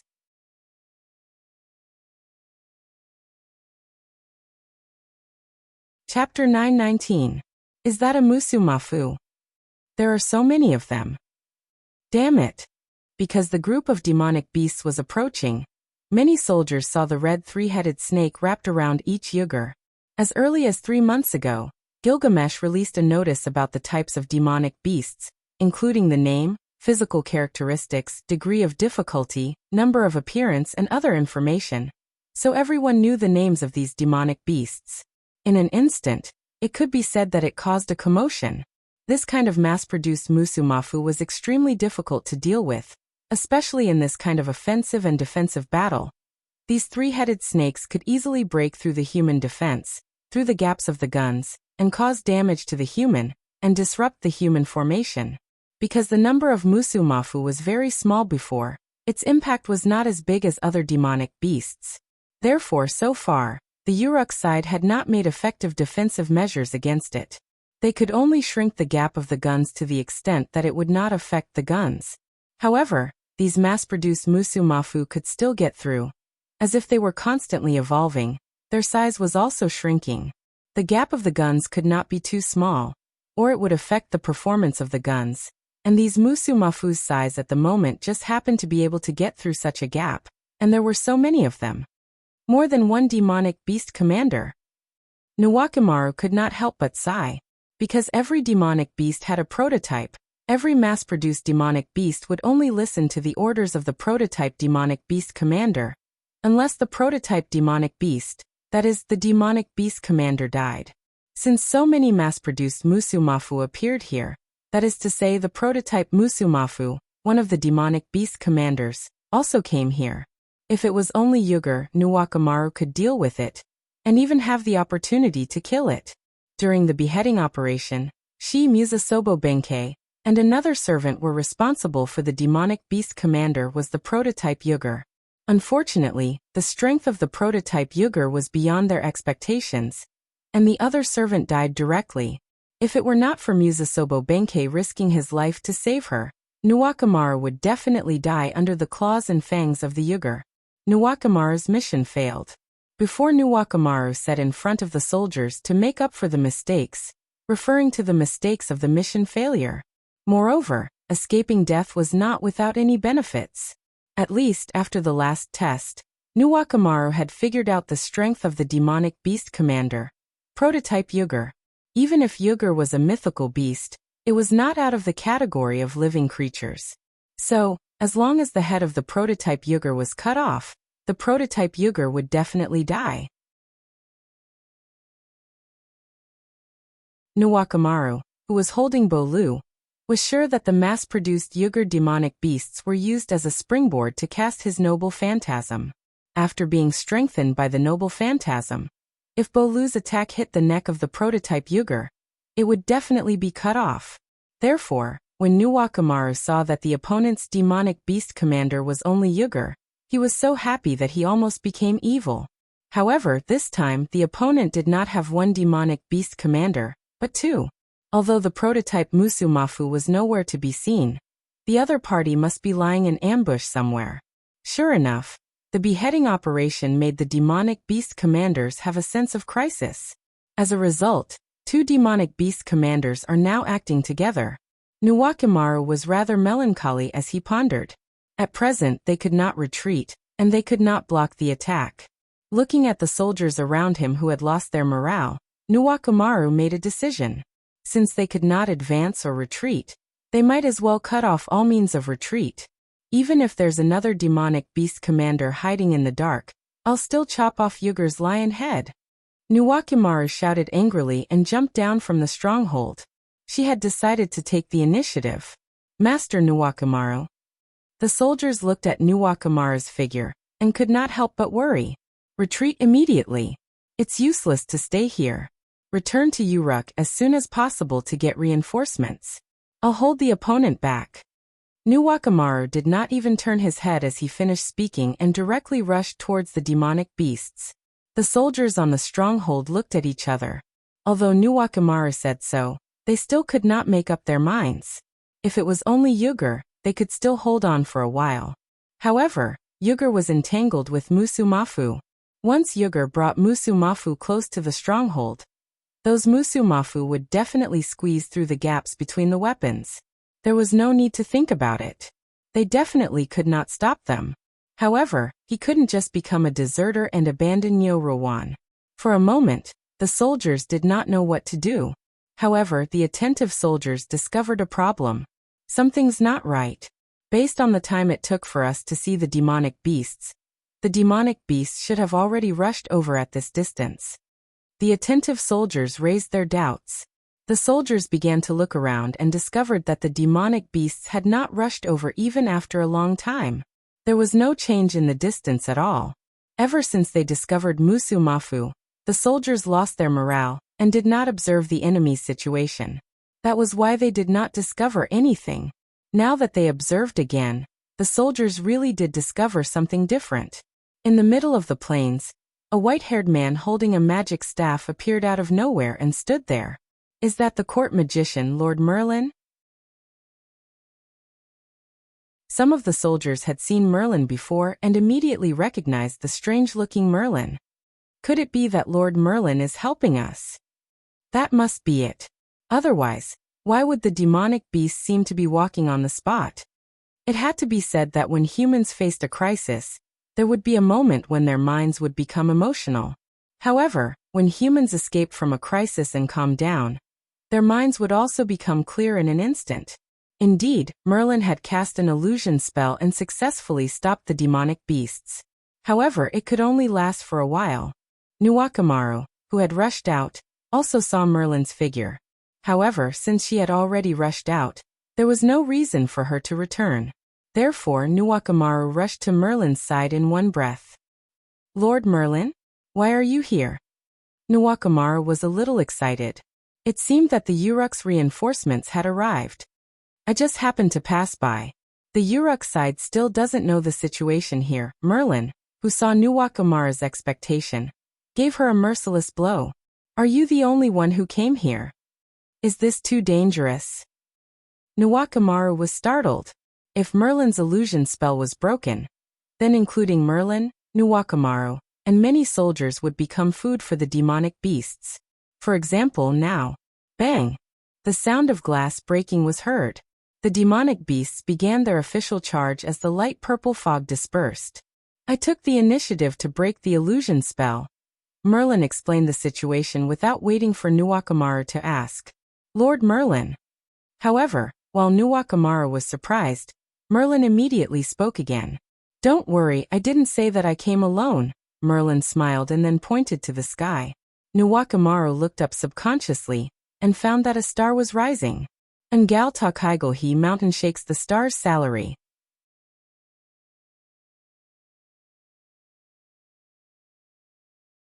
Chapter 920. The rising golden star was like a falling meteor, crashing straight into the center of the horde of monsters. Boom! The impact of the golden star directly penetrated the ground. As if it had been blasted by countless TNT, the rocks and soil were instantly burned into black powder by the flames, and then evaporated by the high temperature of the explosion. At the same time, countless monsters were also affected. If someone could see from the center of the explosion, they would see that the monsters were instantly vaporized by the flames and high temperature. The mass-produced Yujul was still fine. At least some of its limbs were left, such as its teeth and skull with a trace of magic power. The mass-produced Musumafu, which was much smaller than Yujul, suffered.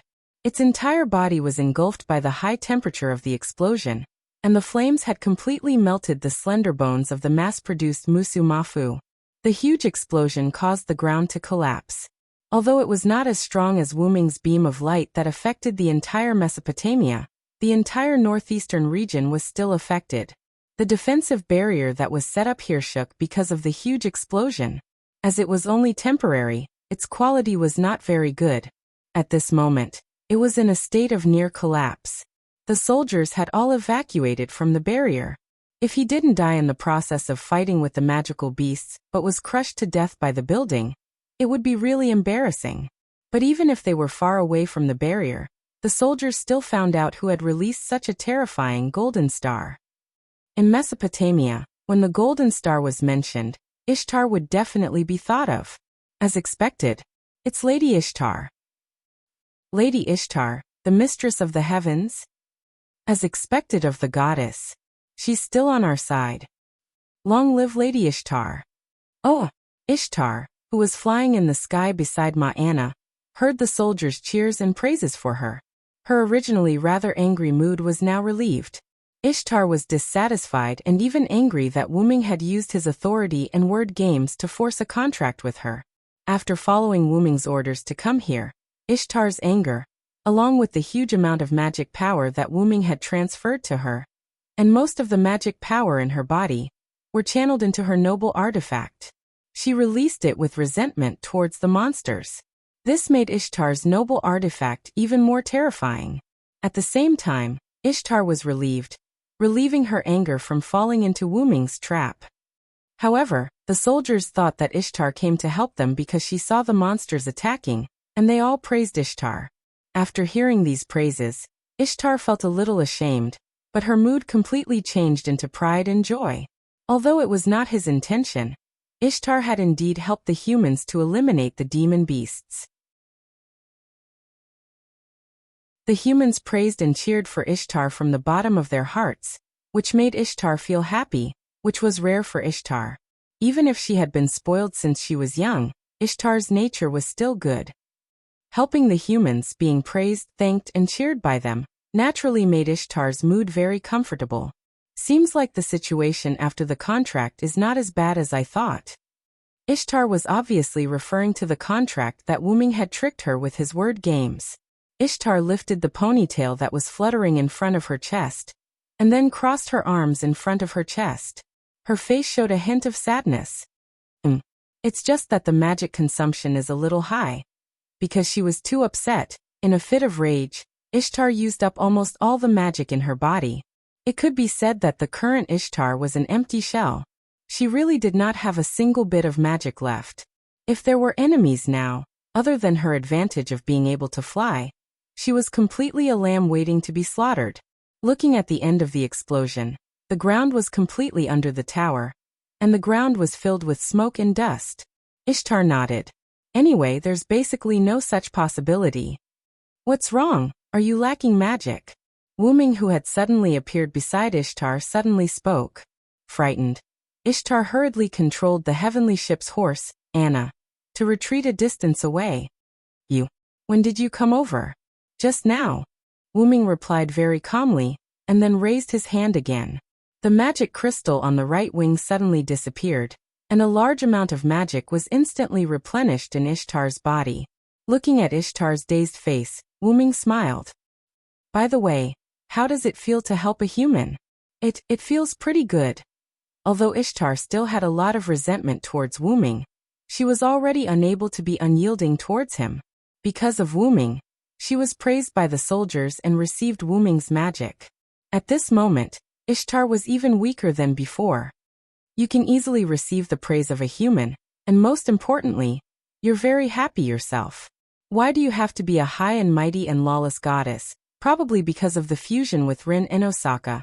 Compared to the original Ishtar, the current Ishtar was more reasonable, so Wuming began to reason with Ishtar. I don't want that. What I need is to be high and mighty. Humans only need to give me gems, I don't need their praise. However, these words were full of arrogance. Not only that, but Ishtar's actions were also full of arrogance. Ishtar once again crossed her arms and turned her head to the side to hide her blushing cheeks. Although the previous Ishtar was a little arrogant now, she was more influenced by Rin and Osaka's arrogance. In this regard, Wuming did not say anything more. Instead, he looked at her quietly. Ishtar was indeed used to being arrogant, but even the most mischievous child would want to be a good child one day. However, after being labeled as a mischievous child in the eyes of others, Ishtar couldn't be more obedient even if she wanted to. Since that was the case, she might as well continue to be a mischievous child. This was why Ishtar became more and more unruly. And today Wuming forced Ishtar to be a good child for once, and he even let Ishtar taste the sweetness of it. This to Ishtar, indeed, was not a bad feeling. Looking at the human soldiers who were cheering for Ishtar in the distance, Ishtar extended her hand to Wuming. Okay, today I, Ishtar, will temporarily recognize you, Hyunryong. You will serve me as my temporary master.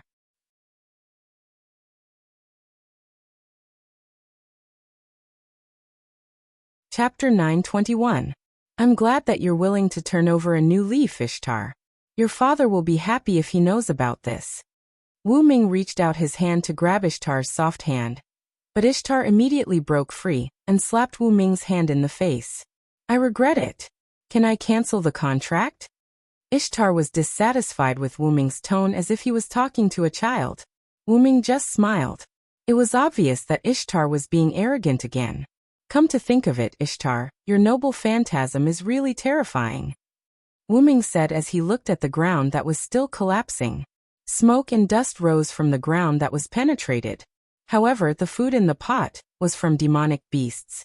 After all, I used almost all of my mana except for the mana to maintain the current realm. It's natural for me to be able to create such an effect. Ishtar flipped her hair and looked quite proud. After Ishtar used the mana that Wuming gave her, and almost all of the mana in her body, as well as the resentment in her heart, Ishtar's mood became extraordinarily good. In addition to the cheers of the soldiers and Wuming's kind words, Ishtar became even more arrogant. Of course, it didn't mean that Ishtar couldn't do it without Wuming's mana. Ishtar's noble phantasm Mountain Shocking Star's salary, and Galta Kaigelshi, was classified as a mountain noble phantasm. It was sublimated from the deed of killing Abifshin. Although this was a plain, it was still a part of the mountain range.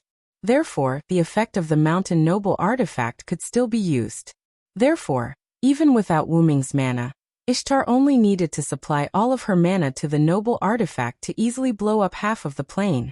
However, with such a large amount of mana provided by Silent Cry, Ishtar's noble phantasm was able to display an extraordinary effect. Half of the plain between the mountains was directly blown up by Ishtar's noble artifact. Countless demonic beasts were either burned to death by the flames or evaporated by the high temperature.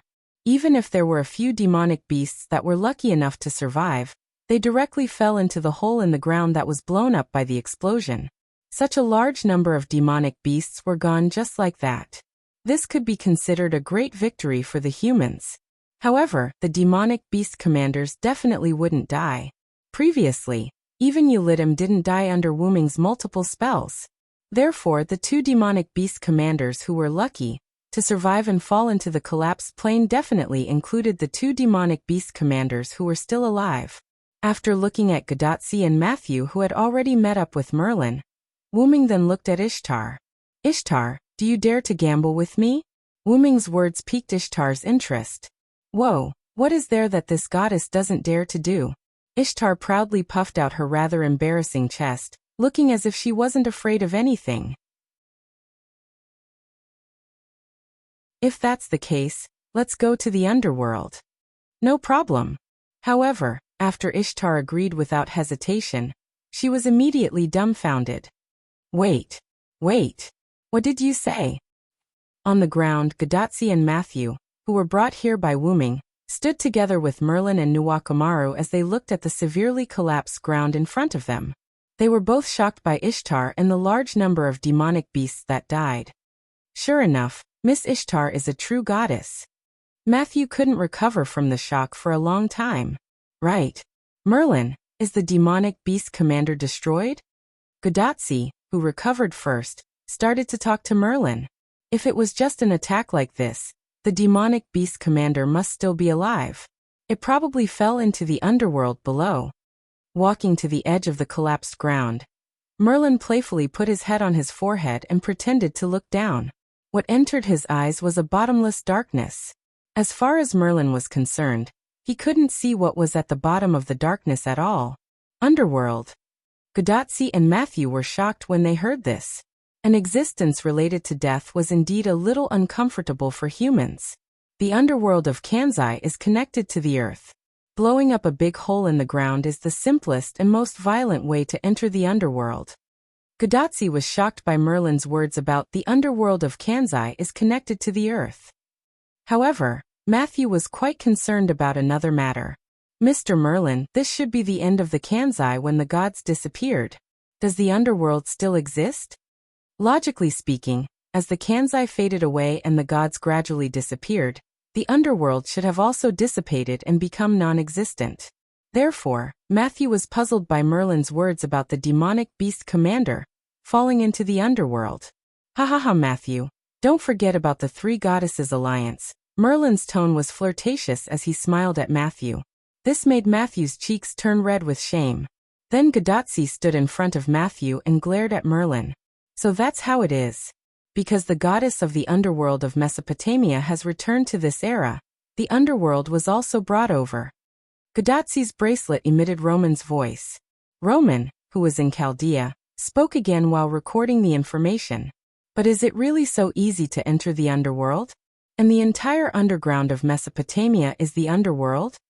In the face of Roman's question, Merlin chuckled and laughed. Well, actually, I don't know much about it. Merlin smiled and scratched his head. However, whether it is the underworld or not, Qianriyang will definitely go down. Speak of the devil. As soon as Merlin finished speaking, Gadotsi and Matthew saw Wuming and Ishtar rushing down from the sky. If only they could ignore the strange posture of Wuming and Ishtar. They saw Wuming pulling one of Ishtar's feet and flying down. Ishtar's face was dull, and it was obvious that she didn't understand what was going on. Is that His Excellency Hyenryong? I heard that His Excellency Hyenryong has returned. It's been a long time since we last met. Nuwakamaru was deeply touched by the meeting between his peers and followers after half a year. Half a year ago, Wuming appeared in Uruk one step ahead of them. However, before they could get along and communicate, Wuming left.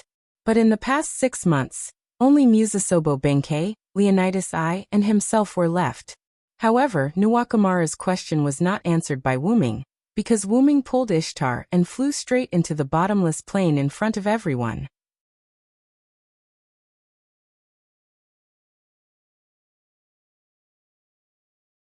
Chapter 922. That. Is it really okay for Ms. Ishtar to go to the underworld? Matthew, who had read Mesopotamia's mythology, knew very well that Ishtar arrogantly entered the underworld and was killed by the goddess of the underworld. As a servant, the inheritance of being killed by the goddess of the underworld may cause the underworld to impose some restrictions on Ishtar. However, before anyone could answer Matthew's question, Ishtar's miserable scream came from the collapsed crater. Ah, no. Everyone looked at each other and smiled awkwardly. It turned out that Ishtar was forced by Wuming. At this moment, Gadotsi suddenly realized a problem. By the way, how do we go down? The way to go down. Well, whether it's me or Nuwakamaru, we don't have the means to safely enter the underworld. If you want to enter the underworld, you have to jump down. Merlin nodded proudly. Jump down. Roman, who was in Chaldea, couldn't help but exclaim. The instruments in Chaldea were interfered with, and they couldn't detect how deep the crater was. How could they jump down directly in this situation? Ms. Nuwakamaru, let's not talk about this for now. Matthew sighed helplessly. Merlin, what are you so proud of? Gadotsi looked at Merlin with contempt. Nuwakamaru put her thin green into the scabbard and also sighed. Right now, we can only wait for the Uruk's reinforcements to arrive before making a decision. There are only a few of us, and we can't enter the underworld. Nyoruawan was, after all, a former general. Before he could determine whether Wuming, Ishtar, and the others needed reinforcements, he could not act on impulse. But, Mr. Merlin, if we take this opportunity to support the senior Villo, can we take down the goddess of the underworld in one fell swoop? Matthew had a bold idea. Yes, if we support Assassin, maybe we can take down the goddess of the underworld in one fell swoop, and then we can focus on the goddess of Warcraft. Thinking of this, Gadotsi excitedly pulled Matthew's hand and prepared to go to the underworld with Matthew. Wasn't it just jumping down? Previously, when they came to this singularity, they had also experienced the experience of falling from a high altitude. It was a new experience after all. However, Merlin blocked their way with his staff. It's not that easy. You two listen to me first. Merlin denied Gadotsi's suggestion. The underworld is full of death energy, and ordinary people can't stay there for a long time. Even if you wear a special magic dress, you can only stay there for a short period of time. Besides, Nuwakamaru and I can't help. At most, we'll be a burden to the Villo. He already has Ishtar, and we don't need to send a few more burdens to burden him. Merlin became serious. Legend has it that in the underworld of the Mesopotamia, the goddess of the underworld, Ereshkigal, is the ruler of everything in the underworld. Any god in the underworld will be restricted by the underworld, and their divinity will be suppressed, making them powerless. Without divinity, they probably won't be weakened or suppressed, but if they aren't alive, I'm afraid they won't be able to exert their power. This was the opinion of Roman, who had urgently obtained information about the goddess of the underworld, Ereshkigal. That was why Merlin said that he couldn't help. Wait a minute. Won't Ishtar and Assassin be in danger? Gadotsi was a little panicked. Ishtar was killed by the goddess of the underworld, and Wuming was a god in the Mesopotamia, Uruk Hyenryong. His divinity must be high, and Wuming's current identity was a servant, Not a living being in that case after entering the underworld. Wouldn't they become the lambs to be slaughtered by Ereshkigal? But even if they are alive, there are still risks. Although the goddess of the underworld, Ereshkigal, can't leave the underworld, as long as she is in the underworld, she can enjoy the authority of the underworld. This is the most powerful ability of the goddess of the underworld. Even if she faces a living being who can ignore the restrictions of the underworld, Ereshkigal won't be at a disadvantage. In short, if it's as recorded in the myths, the goddess of the underworld, Ereshkigal, is an invincible existence in the underworld. In the end, Roman added. In other words, only the living and I can ignore the suppression of the underworld's authority and cause harm to Ereshkigal. Matthew nodded. If that's the case, can't we enter the underworld to support them? Gadotsi suggested. However, Merlin shook his head again. Tachika, how can you be sure that you and Matthew will encounter the Villo first and not Ereshkigal? If it's just Matthew and Ereshkigal fighting alone, although the chances of winning are not zero, it's not high either. Also, don't forget that the two demonic beast commanders also fell into the underworld together. Merlin's words were like the last straw that broke the camel's back. Gadotsi didn't know what to say. At this time, Nuwakamaru, who had been quiet for a while, spoke. If it's only you and Matthew, if you encounter any one of them, even if Sir Matthew's shield can defend against the opponent's attack, it's only a matter of time before you lose. After all, the demonic beast commanders don't just have pure strength. And if you encounter both of them at the same time.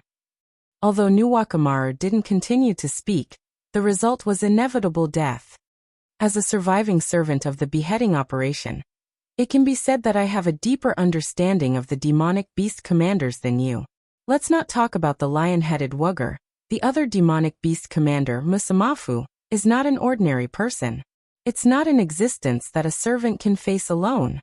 After Nuwakamaru finished speaking, he walked directly toward the almost collapsed defensive barrier. I'm going to organize the soldiers and wait for the arrival of the Uruk's people before making a decision, and I believe that Sir Hyenryong will be fine. After Nuwakamaru finished speaking and left, whether it was Gadotsi, Matthew, Roman, or Merlin, they didn't speak anymore, as if they were giving Gadotsi time to think. After a moment, Merlin opened his mouth. I'm also very worried about the Villo. After all, he is my close friend. However, worrying about him is useless. For now, we can only believe in the Villo. You must know that the Villo took the initiative to enter the underworld. Since he took the initiative to enter the underworld, then the Villo certainly won't make such a low-level mistake. Indeed, in the case of knowing that there is a tiger in the mountain, only those who had a card up their sleeves would do something like going to the tiger's mountain. Otherwise, it would be a waste. Wuming was certainly not a person who would do something for free. He must have his own considerations. I know, I'm just a little bit worried about Assassin. At that moment, Gadotsi also recovered. Since it was already like this at this stage, then they should believe and wait. You're tuning into the Dreamy Chapters YouTube channel.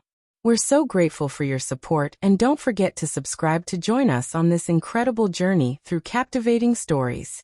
Your generosity through donations truly makes a world of difference, as it's the primary source of revenue that allows me to expand and enhance this channel for you. Thank you from the bottom of my heart for being a part of this adventure.